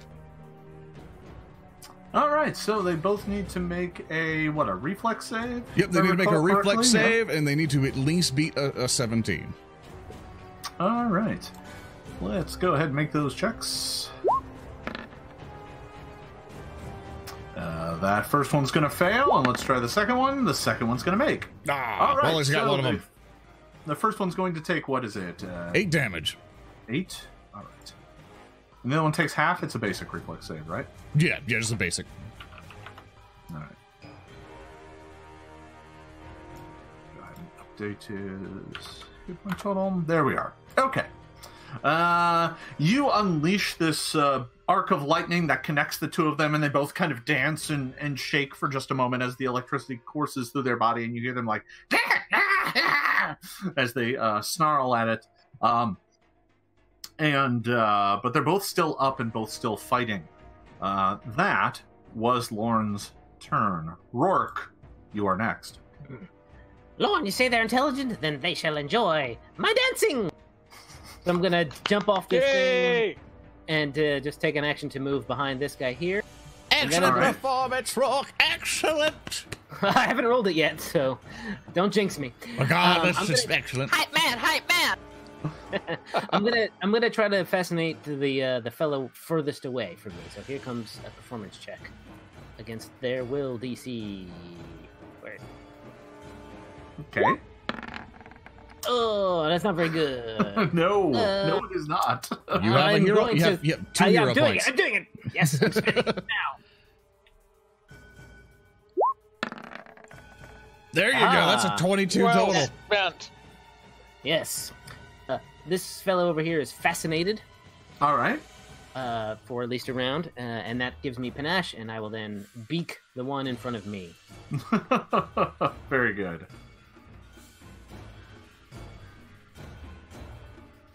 Go ahead and make that attack. Your beak darting out. It's 21. A 21 will easily hit. It is not a crit, but it is a hit. Go ahead and let's see. What is that? 6 points of damage? 6 points, 2 of which are precision. Very good. The precision seems to affect them normally. That Hooray! one cries out in pain as you get a mouthful of its flesh, and it's odd. It is pliable like flesh, but it also is like gritty, like you've just bitten into a mouthful of like gravel. But it is good. Roark, stick that out. You don't know where that's been. No, it's good for my craw. I was just about to mention your crop. Well played. Oh boy. All right. All right, that was Roark's turn. They now go. All right, the first one is engaged with Roark and is going to attempt to hit you with its fist. Armor class 24, I believe, is going to hit. Go ahead and take 7 points of damage from the fist. Yep. Ooh. It is going to attempt to strike you again. No, Roark, you can survive, I believe. And that is definitely going to miss, and it'll try its third time. Oh. That is minus... What is that? That's a 17. It's minus 10, so that's a 17. Ah, that is a miss. Ah, all right. Yay! Whew. Whew, that was close. All right. The other Earth Mephit is going to hop up to this location here, and he's fascinated by our fancy dancy. Yeah. Yeah. I'm not sure that's going to stop him from doing what he wants to do. It's going to give him penalties. Is Let it me a double check. concentration? He basically gets a -2 to skill checks and perception checks, and he can't concentrate. So I don't know if any of his things have the concentrate trait. This one I don't believe does, but I'll go to the book to double check. Yay! He's looking in the book, everyone. Look upon him. Ooh. Look Yeah, at I need to him. double check the traits on this one. Enter the book.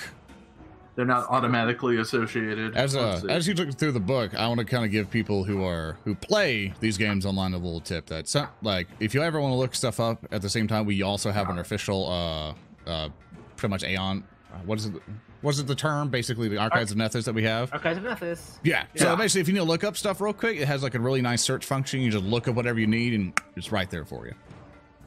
So that is not going to prevent it from doing its task. So it is going to breathe on all. I warned you.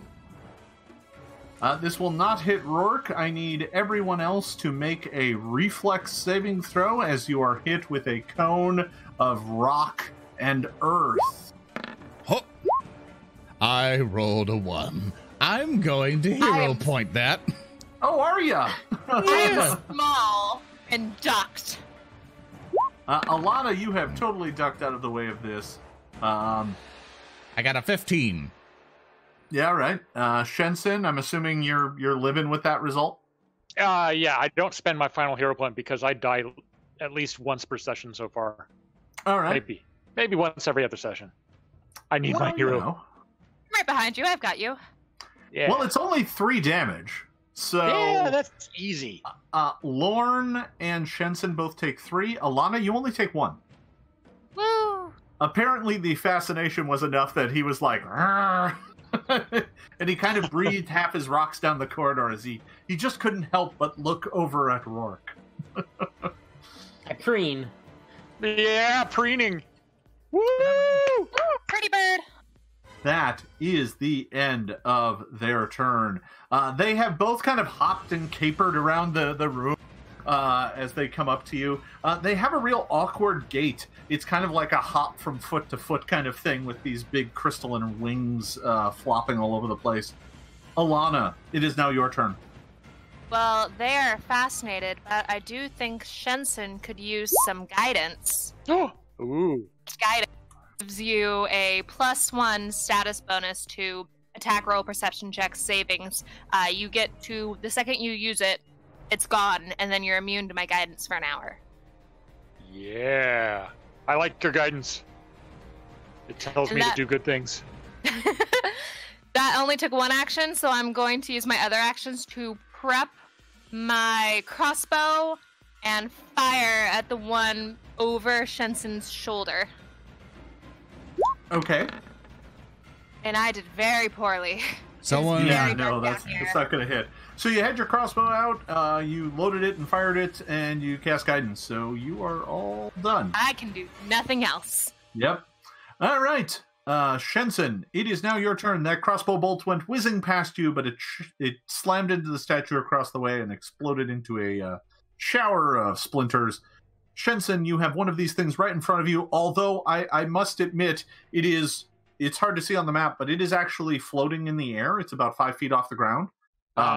Roark had to drop down to the ground when he jumped into the room. You were about 5 feet above the floor of the corridor.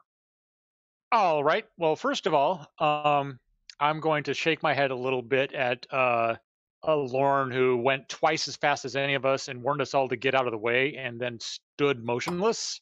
So that's kind of why I'm slowed down, I guess. I am going to do a bardic performance, so that's one action, so everybody gets a +1 hit and damage.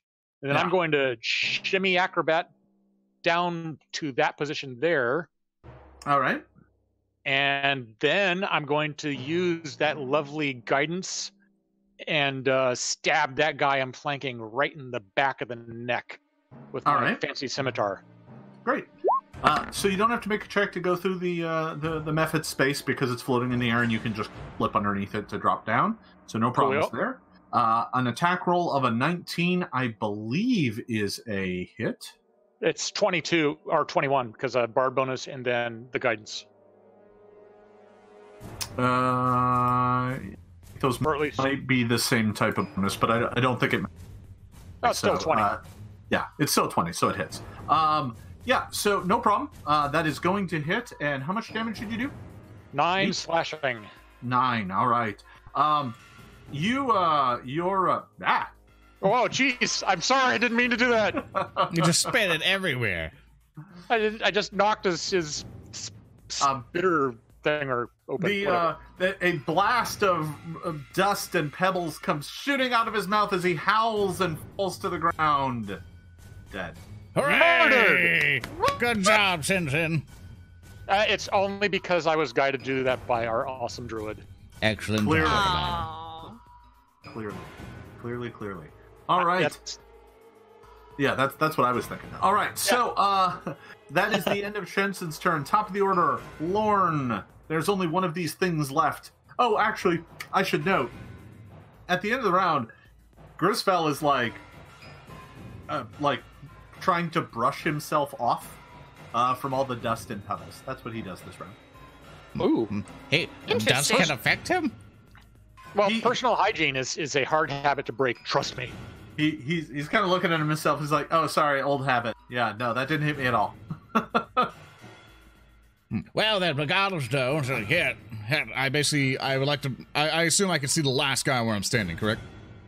Yeah, you absolutely can. Cool. I basically want to stand where I'm at, and then I'm going to basically use telekinetic projectile to kind of bundle up a whole bunch of pebbles in a ball. And be like, eat your own medicine, telekinetic pebbles! And I basically cast a whole bunch of pebbles at him, and I'm going to use my last hero point to get a 25!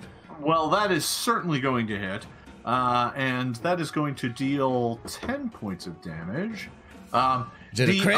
Is it a crit? No, I'm afraid not. Man. Actually, sorry, 25? Yes. 26. That 26, is a crit. Yes! That is a crit. Roll critical damage. Let's see if it does 10, it right. Actually, well, you don't have to roll twice. It's just double. Oh, sorry. Okay, so it's just 20 damage in total. You're all good.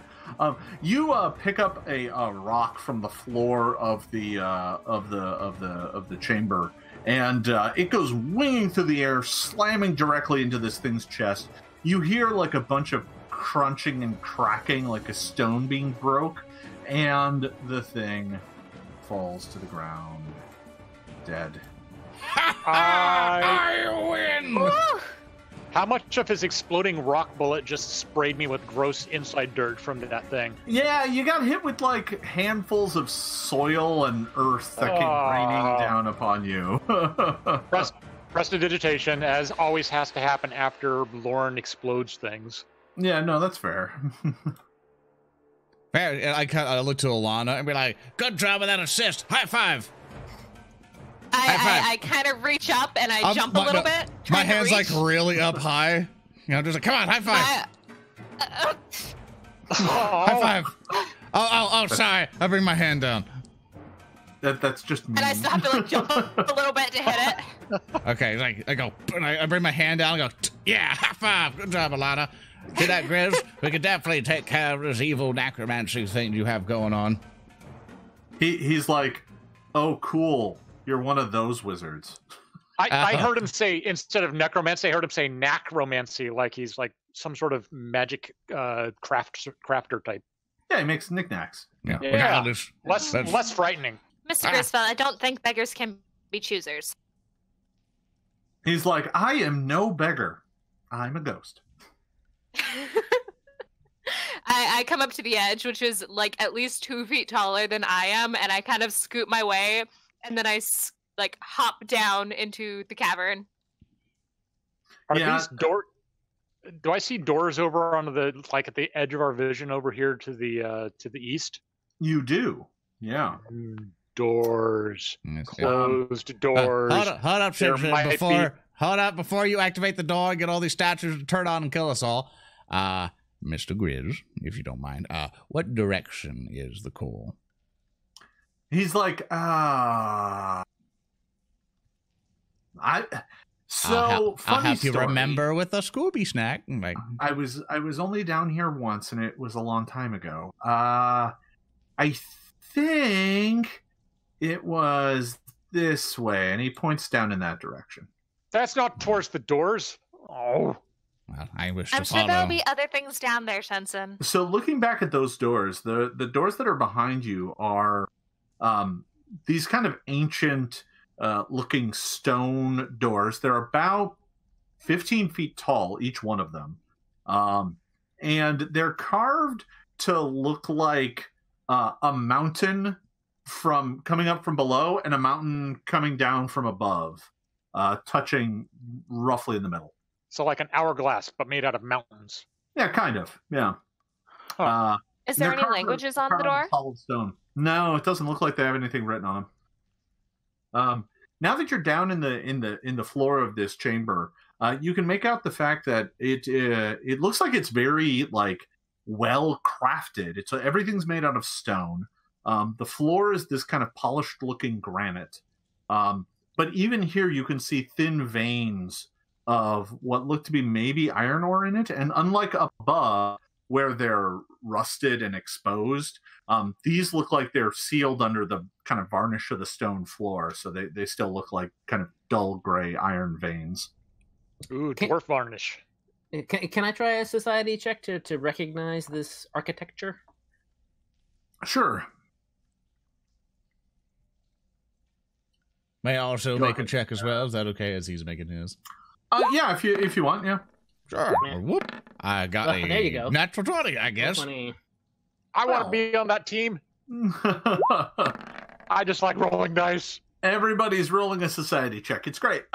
So the group of you all kind of confer with each other, and yeah, you're not quite sure, but Lauren, you have a distinct impression that what you're looking at actually isn't dwarven in craft. There's something about it that's not quite right. Dwarven craft tends to, first of all, be built for dwarven size, and this is not. So like there is like a rail along the sides of the wall, and but all of it looks like it's sized for someone who's like 10 feet tall.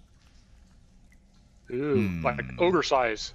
Yeah, nothing about this chamber, like, and the thing that really tips it off is that when you look back at the handles are at like your eye level as a human. Huh. So do I 100% know this is like basically for like an ogre society kind of deal, or for giants basically? Maybe, right? I mean, the thing about like ogres is there's no way they would make craftsmanship of this quality. This isn't the thing. Let me be clear. I was choosing ogres because they were the least powerful, oversized, mean, giant-sized creatures. I was kind of like hoping that it wasn't like, you know, titans or like titans. I feel. Don't say those things out loud. It's fine. Oh, I take it back. Putting it out there. It was two goblins standing like on stilts. With the jacket, overcoat. It all makes sense now. Yeah. This might be something of giants, gentlemen, and I suspect we should be very careful. I don't quite remember too much about giants myself, unless I forgot some of my lessons, but let's try to be careful and not try to disturb any of these statues here. Careful, huh? Okay, I sneak over here. That's it. Rush after Shin. I am annoyed at the fact that my stealth skill is once again overruled by the glowing wizard. Doors! So, just be careful, Shensen. Grisfell kind of follows up and is like, "Oh yeah, that's it. And the door that you're looking at looks very similar to the doors at the opposite end. However, these doors, the center of which, where the two like mountains are touching, there is carved what looks to be like some sort of like crystal or something floating between the two of them. So it's like one giant grain of sand clogged the hourglass up. Yeah, kind of. Yeah. All right. Grizz is like, yeah, it's in there. It's in there. So I want to be absolutely clear. You only saw one pulse, right? Yeah, it's only one. Okay. Was there a second? I don't remember. That was like hours ago. I get distracted by doors and shinies. I don't know if this is a thing you want to do. Can I roll? Can I do an intelligence little roll thing to see if my character remembers? Not really. I mean, you can give me. I mean, you know, you haven't seen one. Someone was up all night. You know, because I'm assuming you kept watch while you were resting.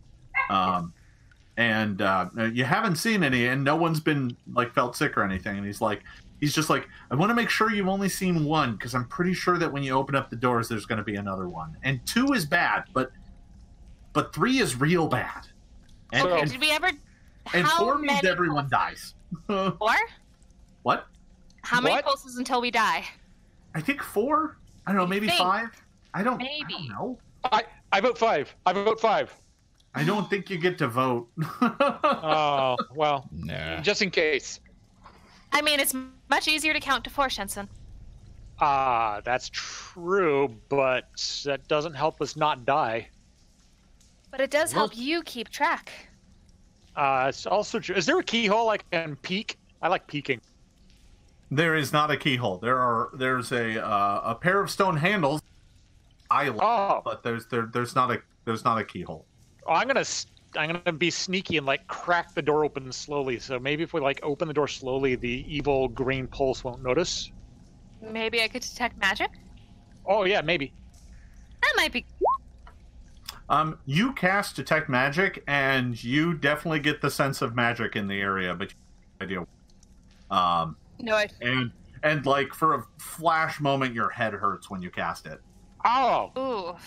Oh, that's not. Just open the door. All right, I'll open the door. Sneaky like I'm getting ready to go on stage, but don't want anyone to know the show's about to start because I want to catch them off guard.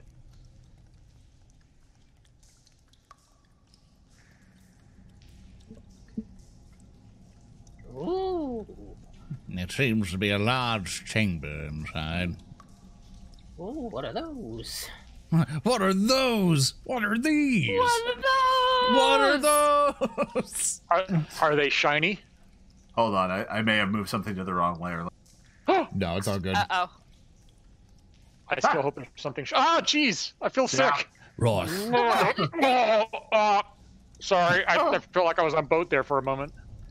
Roark, we need to be very careful going forward. Same for all of you. Shensen, Yes. touch anything. My shield is raised. Things like to be touched. That's why they're there. That's a horrible way to put that, but we basically must not mess with any of the materials inside of here until we know exactly what they are. Because as soon as you start messing with anything, it could be catastrophic, Shensen. That sounds boring. That's not how you get, like, excitement. It is boring, and if you want... It is how you get life. All right. I do like life. Yeah, And if you want to keep going to tell more stories... Ilana, please restrain Shensen from touching anything. I wish to give you this charge. What if it's wizard stuff? I look up at him, and then I look up at Shensen. Okay. You have Tanglefoot for a reason. The door slowly swings open. And inside you see a vast vault. And it's, it's about 40 feet across, but it's probably equally like 40 or maybe even 60 feet tall, rising up to kind of a dome, high up above in the darkness. There are a number of features of this room. First of all, the floor of the room has this kind of interlocking square tile mosaic thing going towards the center. The walls of the room on 4 of the sides are these faintly glowing like quartz crystals embedded into the wall. They look like they almost grew out of the wall itself. They are the only part of this chamber that looks not like perfectly milled and manufactured. So you can make that out. In the center of the room, there is floating above the kind of dead center of the room, at about 5 feet above the floor, is about a 2 foot tall, glowing green crystal. It looks like just kind of a piece of glowing green quartz, but there's something about it that's kind of odd. Like quartz is pretty like blockily angular, and this has like sharp parts and parts of it that are kind of rounded and bulbous. It's a pretty weird looking crystal, just kind of floating in the center of the room there. And as you open up the door, it surges, and there is a brief kind of glow from it that is just kind of like nauseating to look at. Let me see here.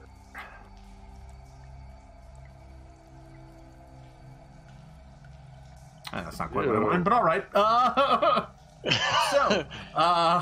Should have checked that effect like a beforehand. disappointing firework. Just I know. It just sputters. There you go. Oh, That's nicer. That's There better. we go. That's much better. All right. That kind of did what I wanted it to do. All right. So sparkles. Yeah. So that's what you can see. I'm assuming you can all see into the room, right? I removed the barrier. Yeah. All right, Yes. great. Okay. Grisfell, so this pulse glows out of the thing, and as it does so, you can see it go through the veins of iron that are in the floor and in the walls of this place, and it surges past you, and as it does so, each one of you just feels nauseous and kind of unwell for a moment. And at this, your vision kind of doubles for just a moment. Everything gets kind of hazy. And you all feel like darkness is kind of swarming past your vision, and then it slowly fades away. And good. For a moment, Grisfell, who moves forward, Oh, jeez. who moves Is that some forward, of that ghost mustiness? who moves forward as this is happening, looks more solid to all of you. Lorne, back up. He's attached to the skull. Back up. Don't let him near it. Good idea. Come on, boy. Come on.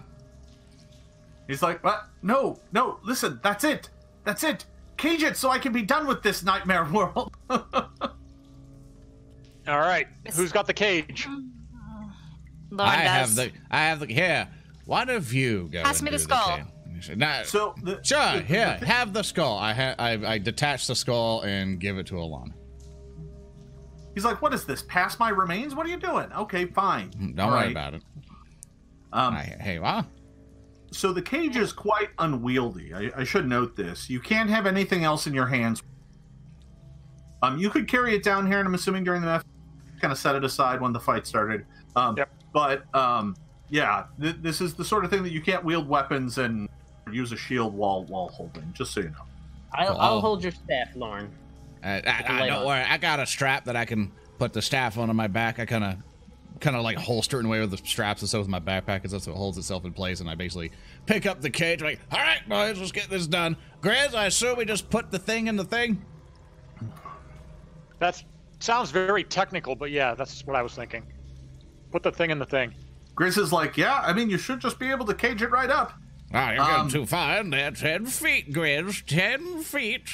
I stay back to keep him back. That's 10 feet from Ilana. Yes. So as you draw closer to this thing, the door to the kind of north of you suddenly opens. Oh, jeez. Mr. Grisfell, what exactly did you get us into? He's like... I don't think he got us into anything. And as it does so, it kind of just blows open, and on the other side, there's kind of this, like, there's a pile of, like, old bits of gear and armor and weapons and an awful lot of bones, and they all just start shuddering and snapping into place as this towering skeletal thing suddenly appears. Oh! Oh. Does it have Minotaur horns? No. Okay. Oh. That's a big boy. That's a big boy. Yeah, it is. Twice as big as me. Can I get everyone to roll initiative, please? Yeah, you sure can. Initiative. Okay.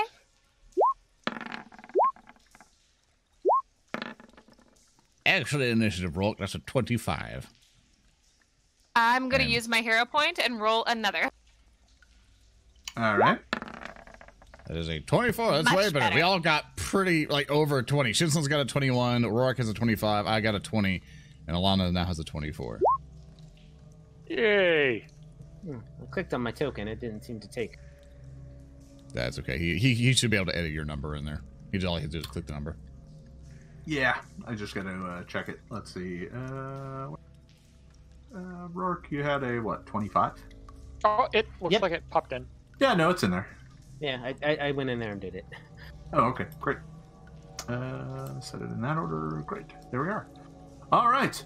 So, top of the order is Roark. You managed to, as the door is blasted open and these bones start assembling themselves, you shake off your surprise and are able to act first. What do you do?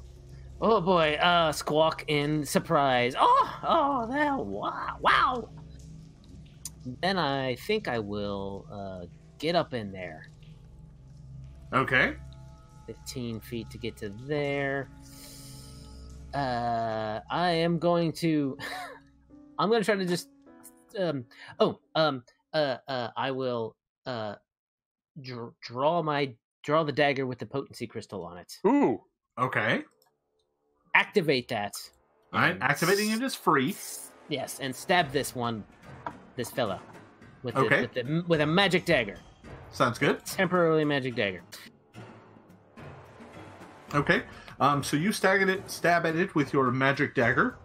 Go ahead and make me that attack roll. Oh, hey! Start off right, man. Good. Wow. Okay. Not bad. That's a 28 total. Yeah, so this thing is made of a giant, just kind of a pile of like assembled bones and pieces, and it's got like 4 skulls floating around in it, and you jab your dagger into one of those and just pop it right out, and like a whole bunch of bones go kind of shattering onto the floor, and it looks like that hurt it quite a bit. So instead of 7 points, you're going to do 14. That's right. Yay! All right. That is a piercing weapon, though, so it's going to do a little less. Oh, it's a dagger. Still, it's a dagger. Can I have have it be slashing? Not whether or not that's the same. Like, I know that piercing doesn't quite work with my beak, so I slash at it instead. Nah, you're fine. One way or the other. Yeah, figured. Okay. Yeah. You notice a bunch of its bones kind of pop and crumble and come off, but it is still standing. That was draw weapon, move, and attack. Your turn is over. Ilana. Oof, this thing is giant. I don't want to use my spells yet. I think I'm going to slow it down. I'm going to cast Tanglefoot and see if I can slow it. All right. Okay. So you throw. Okay. You throw a giant ball of goo at it. Does it get tangled all up in them bones? Double checking one thing real quick. Hold on, just a second. And while I'm checking that, it's fine. Building anticipation. Excellent performance, Roark. Okay. Let's see. That is going to be a success. So yeah, you gum it up with a bunch of entangling goo. It's not a critical success, but it is a success. So it'll be going a little slower. I'm going to use my last action to set the skull down right there, so he can't get into the room. But that way, I can go in and help my friend. Okay. You stay right here. I don't trust you. Sounds like a reasonable call. Grisfeld is like, really? As he's kind of yanked back to that spot, and he's like, come on, I could be helpful. It will also protect your skull from getting crushed. I think you'd like that as well. We didn't promise to protect you. I don't know if I'm going to get swept up into that thing, though, so keep it away from me. Shensen. No promises. We'll do our best. It is now your turn to act. Okay. I like the cut of Roark's jib. I'm going to do the same thing sort of he did. I'm going to cast magic weapon on my scimitar. Oh boy. And so that starts glowing all nice and shiny like it's on fire. It's all cosmetic, but still looks rad.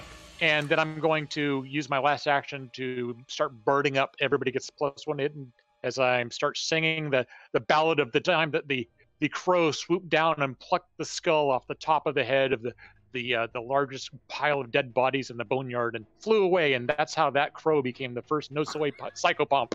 And hopefully that song will embolden our bird hands to stab harder.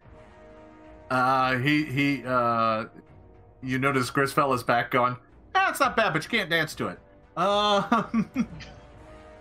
That's I'm done. Turn. Lord, it is now your turn. Well, both of my hands are basically on this cage thing, and I'm seeing my companions, fight the giant. I'm like, you guys got this, right? I'll try to sell off this thing, see if it cuts the power to this giant. Is that good? Good. Excellent.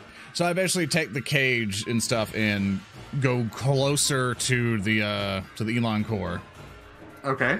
And basically do the mechanism to open the thing and try to use the rest of my actions, basically trying to fit it into there and then lock it into the cage. Okay. So you move up to it. you have to screw to kind of open up the cage, which actually takes an action. It's not just like a class that opens and closes. And as you do so, and as you get close to it, it lashes out at you. This kind of green, like, light reaches out for you and kind of goes straight towards your chest. I need you to make a fortitude saving throw, please. And 16 total. A 16 is a fail, but it's not a crit fail. Take 11. Hey, wait a minute. He didn't say damage. He could have said take 11 like Twizzlers damage. and enjoy them. Oh, never mind. I will not let you beat me, Core. It's like, the chat's right. You should have used tongs.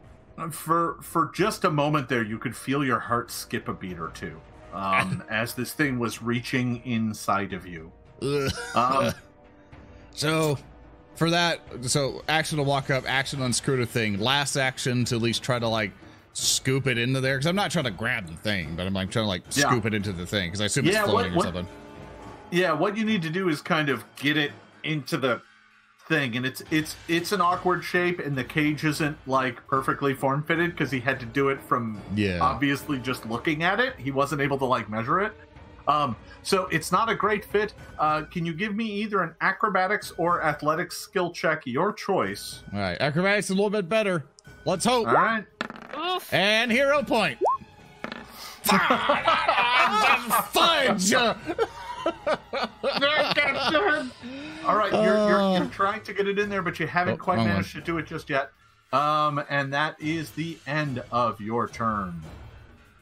Next up, the skeleton goes. The pile of bones and bodies.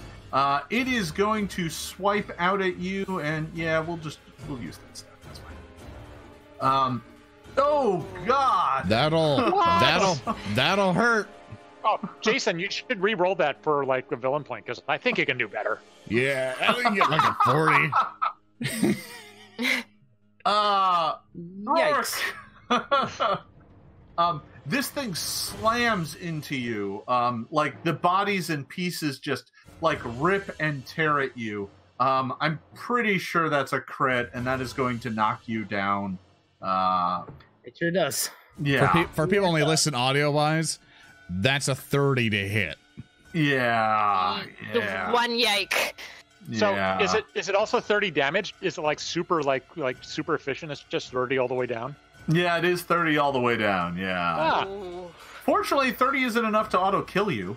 So, I mean, you just go to dying too. Yeah. Such a nice, friendly GM. Yeah. And let's see, what's its move down to? Oh, its move is great, right? You got a hero point, by the way, Keeley. Yeah, it doesn't really help when you get smashed with a giant glaive. Well, I won't die, because I have one hero point left. Oh, yay. Yeah, that's what I was meaning, so we can bring it back up. Chat, we need... come from me! Get away from me! So it moves up. Let's see. Yeah, it's going to move up and do this, like, terrifying roar at you. Oh. Let's see. That is probably a success. Yeah, it definitely is. You are now demoralized. It's going to give you a penalty on all your checks. Yeah. So, it walked up and just, like, roared and snarled at you as it approached. You get to deal with that. That'll be fun. Yay! Yeah, you are frightened 1, so that's going to be a penalty of 1 on all of your checks and everything until the end of your next turn. Ooh. All right. Next up. Yeah, I'm just coughing up blood right by the thing. I'm severely damaged. Next up would have been Roark, but unfortunately Roark is unconscious. At the end of the round, by the way, Grisfeld is straining at the kind of pull of his own skull, and he's like, I don't know a command word for this one. and he just starts saying magic words at it, but it doesn't seem fact. He's like, just put the cage over it. Hopefully that'll make all of this end. Next up, Ilana. It is your turn to act. Roark, Lorne, I'm freaking out because I'm not quite sure which one to help. So I slam my staff on the ground and I use 3 actions to cast heal. Yay! Make sure you're getting. Okay, never mind. Everybody's within range. Yeah. Okay. Yep. Okay. Including the skeleton. Yep. He's going to need to make a fort save. Oh. He gets exactly 16, which is the DC. Oh. Well, he still takes half, yeah. Yeah. He might Still gets a little hurty hurt. So Yeah. 5 damage, but everybody. So 10 HP you healed us, right? 10 HP for everybody else, 5 damage for the skeleton. Okay. That brought me back to near when I was before. Thank you. So, when the holy light kind of washes over, when this healing energy hits the skeleton, it looks like it took a lot of that. Like, that really hurt it. Like, a bunch of its bones crumbled to ash. Even though it made the save, it looked like it had an outsized effect on this thing because it's kind of an amalgam of a bunch of smaller skeletal creatures bound together by some unholy necromantic power. However, it is still up. No. Shensen. You got that there, Lauren, with those acrobatics checks to put the top on that thing? Shensen, I think you're more nimble than me. Come assist. or should I try to stab it with my magic scimitar and maybe kill it? I need you. It'll take too long and we could possibly die from the thing. It's a tough decision for me. But keep that thing distracted before it hits me with its giant weapon thing. And that sounds like you just asked me to stab it, which I do. So I am going to take 1 action to do another bard song and continue singing about how the Nosoi seemed to be slain when it tried to pick up that skull, but it was just gathering its power from the boneyard. And you can't do that unless you're like pretending to be dead, right? Yeah. So then I will step up there, and as my 3rd action, I will stab it with my magic scimitar. Very good. And while this is resolving, I do want to note to it appears that the heal spell, for some reason, had a +3 modifier on it, and it shouldn't have, so everyone should have only gained 7. Weird. Yeah, I'm trying to figure out where that came from, but Is that my wisdom? Yeah, maybe, but that shouldn't be adding to this. Yeah, So basically, I think there might be a problem with the system we're using when I dragged in the spell, and it might have goofed some stuff up. So I'll just -3 to my stuff that I took. So -3 from it, and we'll fix it after game. Yeah. All right. Yeah. No In worries. the meantime, Sorry about I'm that, hero Jeff. pointing that. I'm going to hero point that awful roll because no, thank you.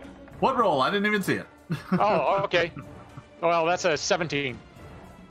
A 17 just barely hits. Yay! So that also means that I do an extra D6 damage, correct? An extra D8. It's an D8. It's an extra die of the weapon. Oh, nice. So that's 5 + 1.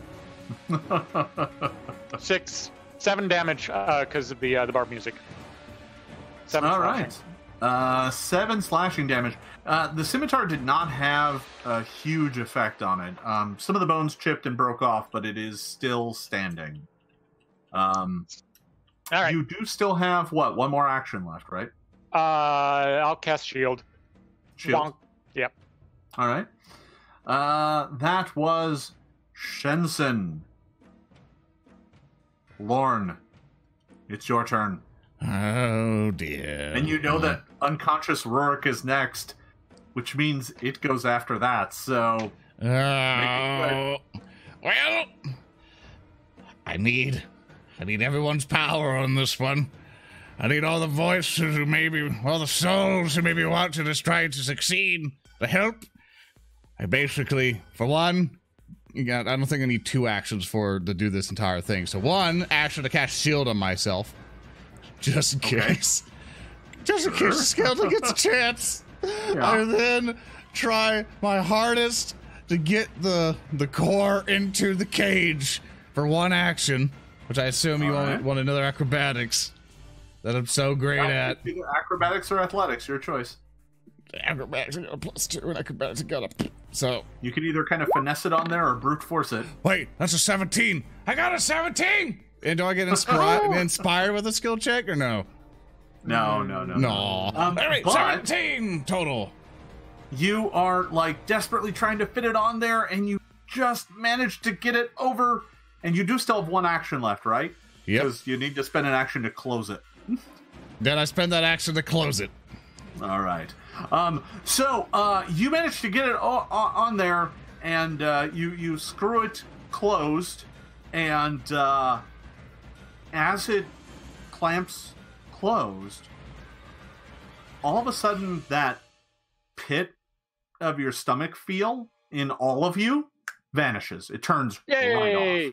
Like the moment that thing is on there, it's gone. It just isn't there anymore. As a matter of fact, it was weird because you didn't even really notice that it had lingered and it kind of hung out in the core of your being until it was gone. And then the moment that cage snaps shut, it vanishes. The next thing that happens is a bunch of the skeleton falls to pieces. But it is still up. Oh. That looks like it looks like it's in the process of crumbling and falling to pieces, but it has not completed the process. And it goes next. Roark, Roark, you are unconscious. Well, not anymore. Hit points. You got healed. Oh, you got healed. So you are prone, and you have the wounded one condition. Yep. Roark just kind of gets to his feet and coughing up a bit of blood, and then looks at the skeleton directly in the tiny beads of lights in its eyes, and then he tumbles. Yeah. Then up on the other side. Oof. All right. So you get up, you tumble to the other side. You give me that check. 16 against its reflex DC. That is just barely enough. Yay! And then he brings his buckler down onto it, just sort of smashing it across the rib. All right, you bring your buckler smashing down upon it. Go ahead and give me the attack roll. You got 2 hero points. I'm gonna redo. Okay, go ahead and give us the reroll. That's a bit. Yuck. Oh, I almost saw that. Oh, my heart. That digital die loves to flirt with the 20 and be like, sure does. Oh, yeah. It makes me mad every time I see it. All right, you swing the buckler wide at it, but you do not manage to hit. And now it goes. Turning its attention to the last person who hit it, its bones and pieces falling apart. It's only getting 2 actions this round. It's going to attempt to smash Shensen, and I believe that's going to hit a 23. Yep, that'll hit. All right. Take 9 points of damage as he slams into you with like multiple claws and arms. Oh, no, hands off. And with its final action, it's going to swing wide at Lorne, who closed up the gem. No. Swings wide at you. That is at a penalty, though. That's a 18. That'll still hit me. Take 13 damage. And I am down. Just bleh. Flat. Bleh. Bleh. Oh, all right. I just see a massive weapon coming away. I'm like, no, and then bam, just get smacked down and just flop. Well, you are down and you are at dying 1. Dying 1. I'm gonna add a little red token. That's not the X. I'm down because I'm an X. I'm down because I'm an X. I'll take it off when I'm back up. That X makes it easier for things to hit you. It's like a targeter. Yeah, no, it's fine. It makes it easier to single you out. Yeah. All right. That was the giant's turn. At the end of its turn, it continues to crumble and fall into bits and pieces. It is now looking like it is almost entirely come apart. Ilana, it is your turn. I see all of this transpire, and I go, Lorne! And I run and slide across the floor right next to him, and I cast Stabilize. Yeah! All right, you go running up and cast Stabilize on the wizard, preventing him from meeting his maker. At the end of the round, by the way, Grispel is kind of looking. He goes back to his skull and tries to pick it up, and his hands go right through it, and he's like, ah! He's like, doesn't matter. You guys did it. I'm going to go meet Pharasma now. It's going to be fantastic. He's good luck with that. And next up, Shensen, it is your turn. All right, I will throw another bard song in there, going on to the refrain where the Nosoi stood up from death and started stabberizing the foes, and while the giant is hopefully distracted by the intimidation of that birdman poking him in the side with his dagger, I'm going to stab him. All right. At least once. Well, that's the hope. Yeah. That's going to hit. Good roll. Yeah. This is a 24 in total. Yep. So that's a total of 4 slashing damage. Excuse me. Roll that D8 again. Isn't it D6? Because the weapon does D6 damage. Oh. Does it? Because it's rolling a D8 for it digitally. That's weird. Yeah, no, that is real weird. I mean, a scimitar is a D. Huh. All right, well, weird. I just roll a D6 here, and I'll look into fixing that in a second here. So that's another 5 damage. Odd. Yeah. All right, so that's 9 damage. I'm double checking. Yeah, it's a D6. Yeah, I don't know why it's rolling a D8. All right. Well, it's not like you've been rolling well anyway. So, yep. All right. So your scimitar slams into it. That's a total of 8 points of damage. That looks like it hurt it, but it is still standing. Does he also have the magic weapon stuff?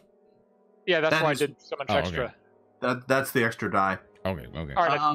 All right, I got my scimitar now actually obeying the rules. So I'm going to take my third action is going to stab it again. Okay. Because I don't know when to stop. Oh, that's fair. Yeah. Ooh. So that's -5. So that's 18, then +1 from Bard, +1 from Magic Weapon, right? No, the Magic Weapon's going to give you the extra die. Oh, okay. It doesn't also make it a +1? It makes a +1 to hit. Right. And then that stacks with my Bard stuff, so that's a total of 20. Yeah, that's a hit. All right. So you've got 3 damage so far. Go ahead and give me another D6. All right, that's another 2 +1 from Bard, so that's a total of 6 slashing. And +1 from Forceful. Oh, +1, you're right. True, actually, yeah. So that does manage to break through my resistance and do a single point of damage. Yes, Bard power! Woo! However, it is still standing. It looks like it is literally coming apart. The bones are just tumbling off in every which direction now. However, is now a good time for me to cheat and take a 4th action? I mean, yeah, it'd be a great time to cheat and take a 4th action. However, it's not your turn anymore. Lorne! I'm stable. You are stable, but you are actually, sorry, you were unconscious, so you actually moved in initiative. Yeah. It will be your turn next, but it won't really matter because you're out. Yeah. Roark, it is your turn. With a mighty squawk, I bring my buckler down on it once more, or attempt once. You got 1 hero point left. Oh, all right. I like how the members are so easily talked into burning their... Hey, you got a hero point. Oh, okay. See, every time you say I have a hero point, it turns out worse than the first time. I don't listen. I'm not listening to you anymore. Every time you roll for the hero point, it gets worse too. So I'm not listening to you anymore. More like a 0 point. No, you're doing That's great. right, James. All right, you swing wildly, but the buckler does not manage to connect. You still have 2 more actions. I'm gonna keep at it, yeah. Yeah? All right, go right ahead. That's a 17 with all of my minuses. And it's flat-footed because we're flanking it. Yeah, flanking. And the plus is a bardic. So. That's a hit. There you go. Yes. So you slam the buckler into it, and it crumbles to the ground. Yay! Hooray! Bones tumbling into a heap. The amalgam of bodies pulled together by foul necromantic magic has been destroyed. I'm gonna do the sympathetic bird dance, that's pretty nice sympathetic bird dance. Yeah. As you all kind of survey the room, the only noise coming from Grisfell, who's like, "Yes, I'm free. Thank you. You've done me such a fair service. I can't thank you enough, friends. I will always remember you. I will speak kindly of you in this next world, my friends. Farewell." Is he? Did he actually fade, or did he just start talking quiet? No, I hope he doesn't mention. I hope he vanished. doesn't mention. I hope he doesn't mention our names when he talks to Pharasma. She's like, "So, necromancer, who are these people that said you were helping?" So he faded away. He actually faded away, and you can hear his voice echoing in the stone chamber. And then, damn it! What? He pops back up. He's like, "Oh, come on!" When he comes back, can it just be like a now noise? It's exactly that. He pops back in and he's like, "Oh, come on! That was had to be it." Yeah, I was figuring maybe a lifetime of necromantic dabbling wouldn't be undone by somebody else's heroics. Oh, come on. No. Oh. He sits down next to his own skull and sulks. What do the rest of you do? I'm dying currently. Do I do a medicine check? Let's give it a shot. Let's spend the next 30 minutes killing me. Let's give it a try. Oh, that was almost pretty good. That was almost okay. It was a 3. Ilana. We just had to talk about this. Clutch, but... We just had a discussion about this. Fail, so... You got a hero point. I do. I don't trust you because it always goes bad when you say we have a hero point. Let's just spend that point. Let's spend that point at 18. Yeah. It's a party healer. It's a dungeon miracle. All right, so you managed to stabilize up your friend, and with that check, you can give him back 2d8, which will undoubtedly bring him back to consciousness. There you are. I'm alive.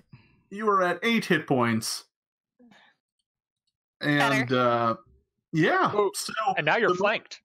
The moment you clasp the life cage around the Elan core, the crystals in the wall suddenly faded. They stopped glowing. This thing, which was floating and levitating in the air, the snaps around it, you can suddenly move it. Like it suddenly becomes weight now that you have to carry. And it is not light. This thing must weigh 40 or 50 pounds. So that's, a good couple bulk. I'm making sure it's screwed in, and I basically, secure it and stuff. And I'm carrying it, staff still on my back. I'm like, well, I think we done it, boys. Just, now we got to figure out what to do with this thing. Go get Grizz. I think it's safe now. We are definitely not bringing it near Grizz. And I go and I pick up his skull. He's like, "Hey, how's it going?" Well done, Lord. I stand 10 feet back.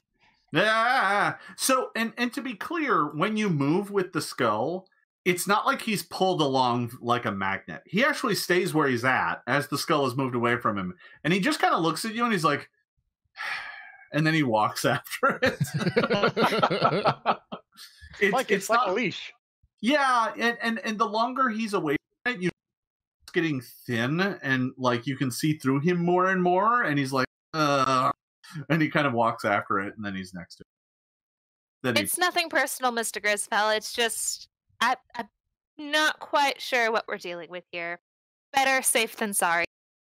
He's like, me neither. And look what it did to me. So maybe we'll let you hear it when we're not here. Can I go look at the skeleton remains and like poke through it with the toe and see if it dropped any magic stuff? So there is like a pile of adventuring gear in here that looks like it got pulled up in the rush. As a matter of fact, funny enough, there is a shield in here that has the symbol of Bright Crown on it. Huh. Mm-hmm. So that was like an adventurer golem, I guess. All of the adventurers that came in here kind of like up onto it yeah. It seems like the necromancy of this place just kind of used whatever bodies were available to create undead. Yeah, fair enough. I mean, if you had to guess, this looks like a group of adventurers whose bodies just got used as undead fodder.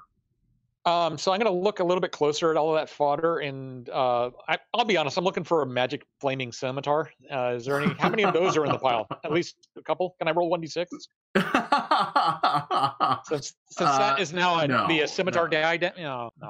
No. There is a rather nice looking longsword in here. I found a non-scimitar sword. There's also a pretty decent looking warhammer, and the armor looks in relatively good shape. There's a suit of leather that looks pretty good. There's a bunch of stuff here. You can kind of gather it all up. I mean, instead of just sitting here and cataloging it, you can just kind of put it all in a bag and take it with you. Yeah. I'm sure some of those dead adventurers have backpacks on them. Just stuff some in there and carry the bags if you need things. I'm going to cast prestidigitation on each, because I don't want to get like bone dust or like adventurer dread on me. I don't want any bone dust on me. Ew, gross. Crystal is like, that's not cool, man. as he's rifling, bone dust on you. I didn't say ghost drip. Sorry. As he's rifling through stuff, I just want to do a pulse of detect magic and see if there's anything in the pile that they care about. There's definitely magic in here. You can't really pick it out with a first level detect magic, though. That said, there's magic in here. The best thing to do is just kind of pick it up, and then when you're in downtime, you can actually dig through it and identify everything. Cool. I was like,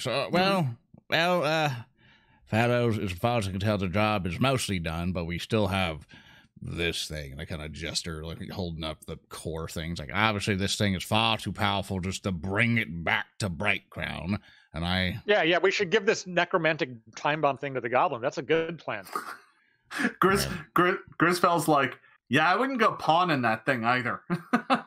So what should we do with it? I mean, it's your like cursed evil dead rock.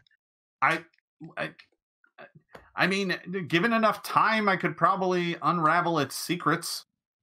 Mm-hmm. Yeah, that didn't work out so well the first time around. I think we need a more immediate solution. You finished what I was trying to do, which was get it in the cage. That way I could...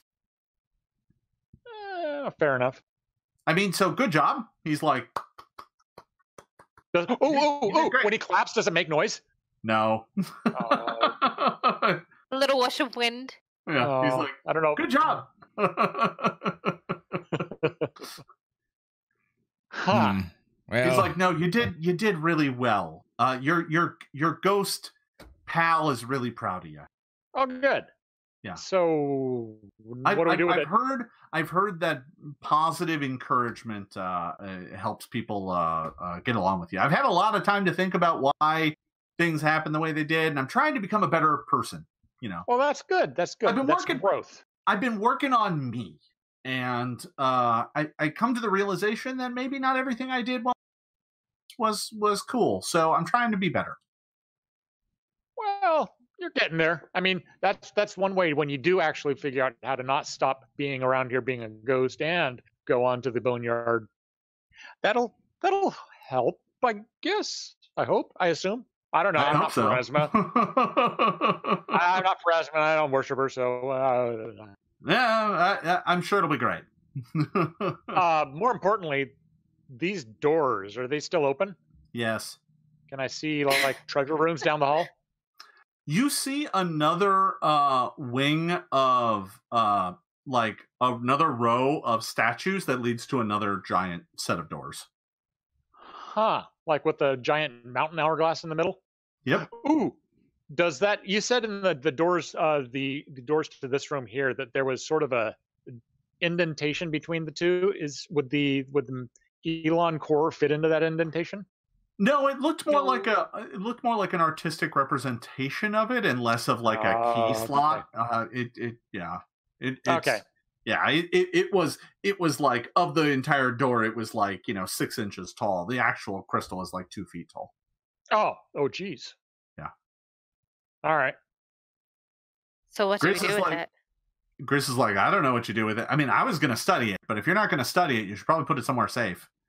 Well, you lived here once upon a time, and didn't mean to use the word live around you, but is there like a vault or something we can use here? No. Or I like to use possibly an Arcana check, or maybe sorry, I don't know the lore that well, Aslan lore, something that would help me.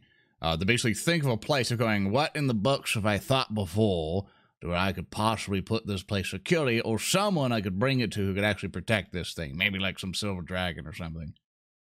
Oh, in theaters, what we do is we put up like this really red velvet rope in front of places where we didn't want people to go. So let's get like a ring of velvet rope and put it in the middle, the center. No one would get it. No. Grizz is like, you're an idiot. No. So Mr. Griswold. I'll go a rope. Really? A rope? I mean, velvet's nice, but come on. I mean, I will walk you out of this room if I have to. That's not very nice. I'll actually soak by these doors in case, because opening doors helps me like with my depression.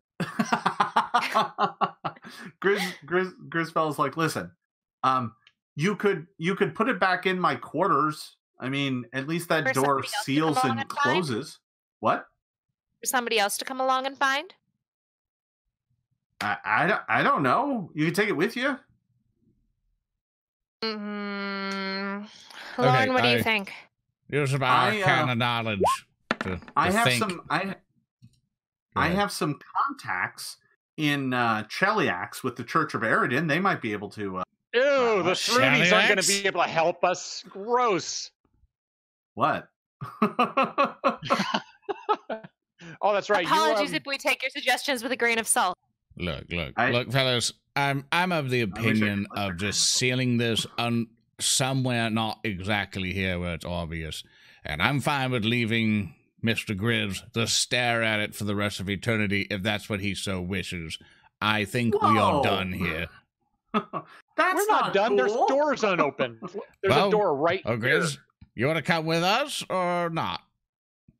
Well, he's like, I don't want to stay here. Very well, then. Then help us think of a way on which to move this thing along. And Shensen, open up that door. Let's see where that goes to. I open the door. So you open up the door, and beyond it is just another corridor. It's the same thing. Boring. What about the one down here? Yeah. I run away from the stink. There's a door on the other side of this hallway we did not get to investigate, fellas. Come along. Let's see what's over on that end. So interestingly enough, you can go up to all the doors, and it's clear that Shensen is interested in doing so. Yep. And all three of them just lead off into darkness. The corridor that you just looked down, this one to the south here. South. This one has some orc skeletons in it. Huh. Like the same ones that we killed earlier? You don't think they're the same skeletons, I mean, but they're similar. All right. All right. All right, so what's the plan? Do we continue or do we go back? Let's go back down the hallway. Our job. Clear? Yeah, we've done our job. So, let's just check in the other room that we didn't see before that was down this hallway. And double check that, and then we're going to get out of here. We're going to bring this core with us and think of a game plan. Because obviously this thing's too dangerous to leave here. Grizz is like looking all over the place. He's like, we never really got to explore down here, but once everybody started dying and the undead came, things went south pretty quick. So, I'm hopeful that now there won't be any more undead, because every time we killed them, they just came right back. But I think that was the power of the core, so we should be good. Oh, all right then. Just don't trip and fall and let it fall out. Good. Just double check that door, Shensen. As in, open it, throw it wide. We're here. So you're able to kind of wrestle open this door, but it takes quite a bit of effort. And in doing so, you come to realize that the corridor beyond it is entirely collapsed.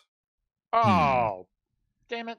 Very well, then. Well, we saw that we could see. Grizz, I hope you can come with us with an adventure, if you don't mind.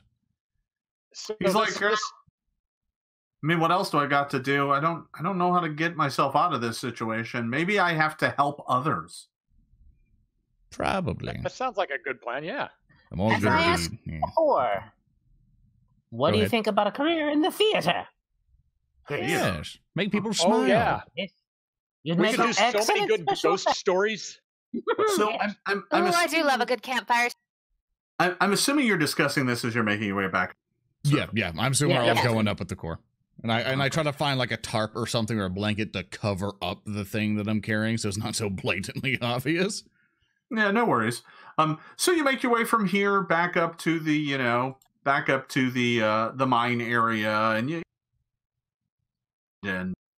make your way back up to the surface. And when you arrive up at the surface, you find that there is a small camp there where the captain of the guard has been waiting for you to come out or not. You're not sure. He's only been there a day, so you're not sure how long his orders were to wait for you. But when you come out, he looks genuinely shocked. He's like, what? Yeah, that wasn't that bad. Just a couple of like skeleton type things and some like weird flappy guys, and yeah, this is all good. Okay. You little face. I'm surprised your guards didn't have a better time at it. Whatever. They must have just not been lucky. I lean down to Ilana and be like, "Be sure to hide the skull. Don't make him or make anyone else see this thing yet."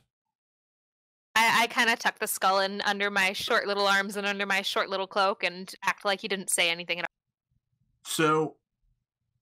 So Grisfell is like, so you guys want me to stay out of sight? Just look at him like, absolutely. I just nod. Like, yeah, that's what I need you to do right now. This is before you got up top. Yep. Unless you want to be taken by the Goblin King. He's like, oh no, I'm not a souvenir. Yeah, stay low. We don't need you going through various Druner trade markets right now. He's like, okay, I can inhabit the skull or I can inhabit an object. The skull. The skull. Yeah, it's a good fit. Okay, I mean that's. Ooh, I'm kind of most comfortable there.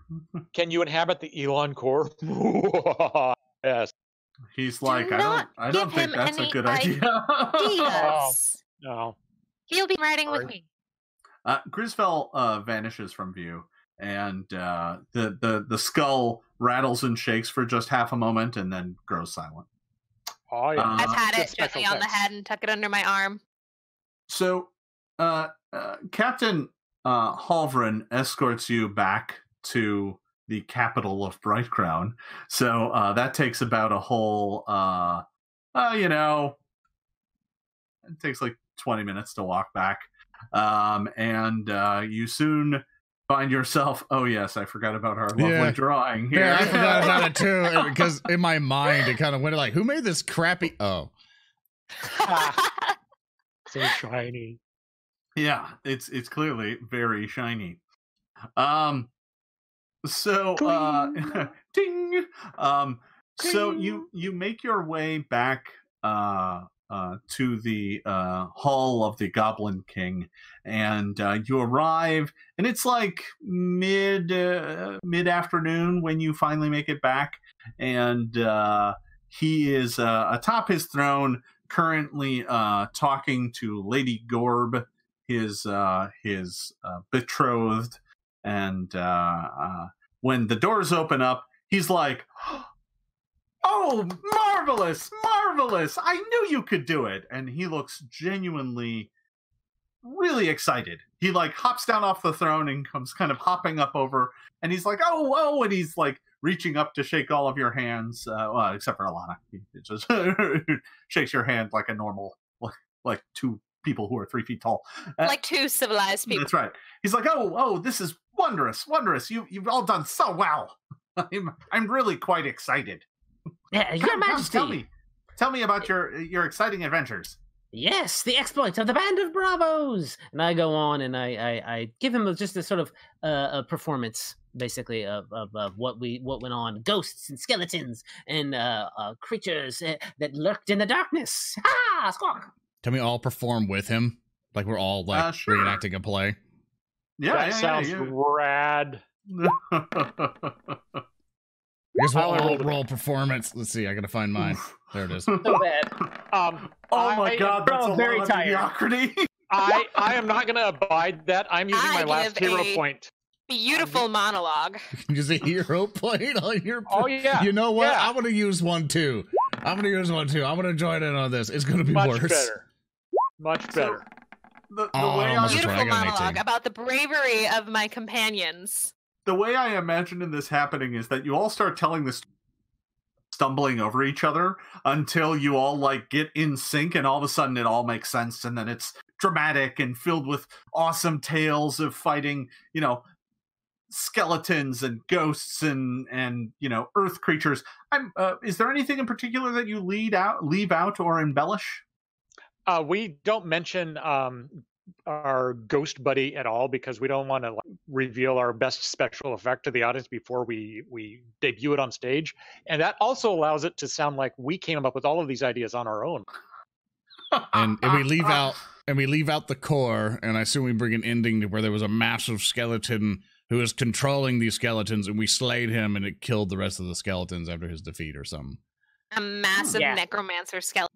Yeah, that. And we've slain the evil lich and made sure that peace now reigns in the kingdom of Brightcrown. And at the very end of the story, I say, and we've restored the honor of Brightcrown's earlier attempts to save the world. And I dump out the shield that has their symbol on it and return it to the king. I believe this belongs to someone. He's like, he's like, "Don't worry about that." And yes, there were others, but that's fine.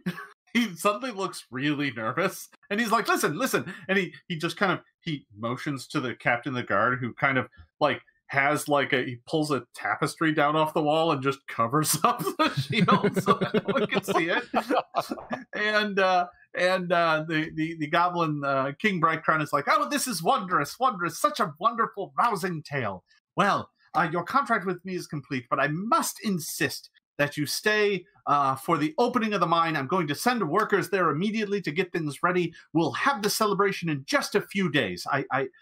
Please be my guests. I will wine and dine you until this mine is open and you are celebrated as the true heroes that you are."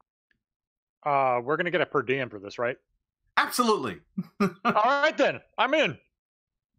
Wondrous. I shall make all of the arrangements, and we shall celebrate you all as the crowning heroes that you are.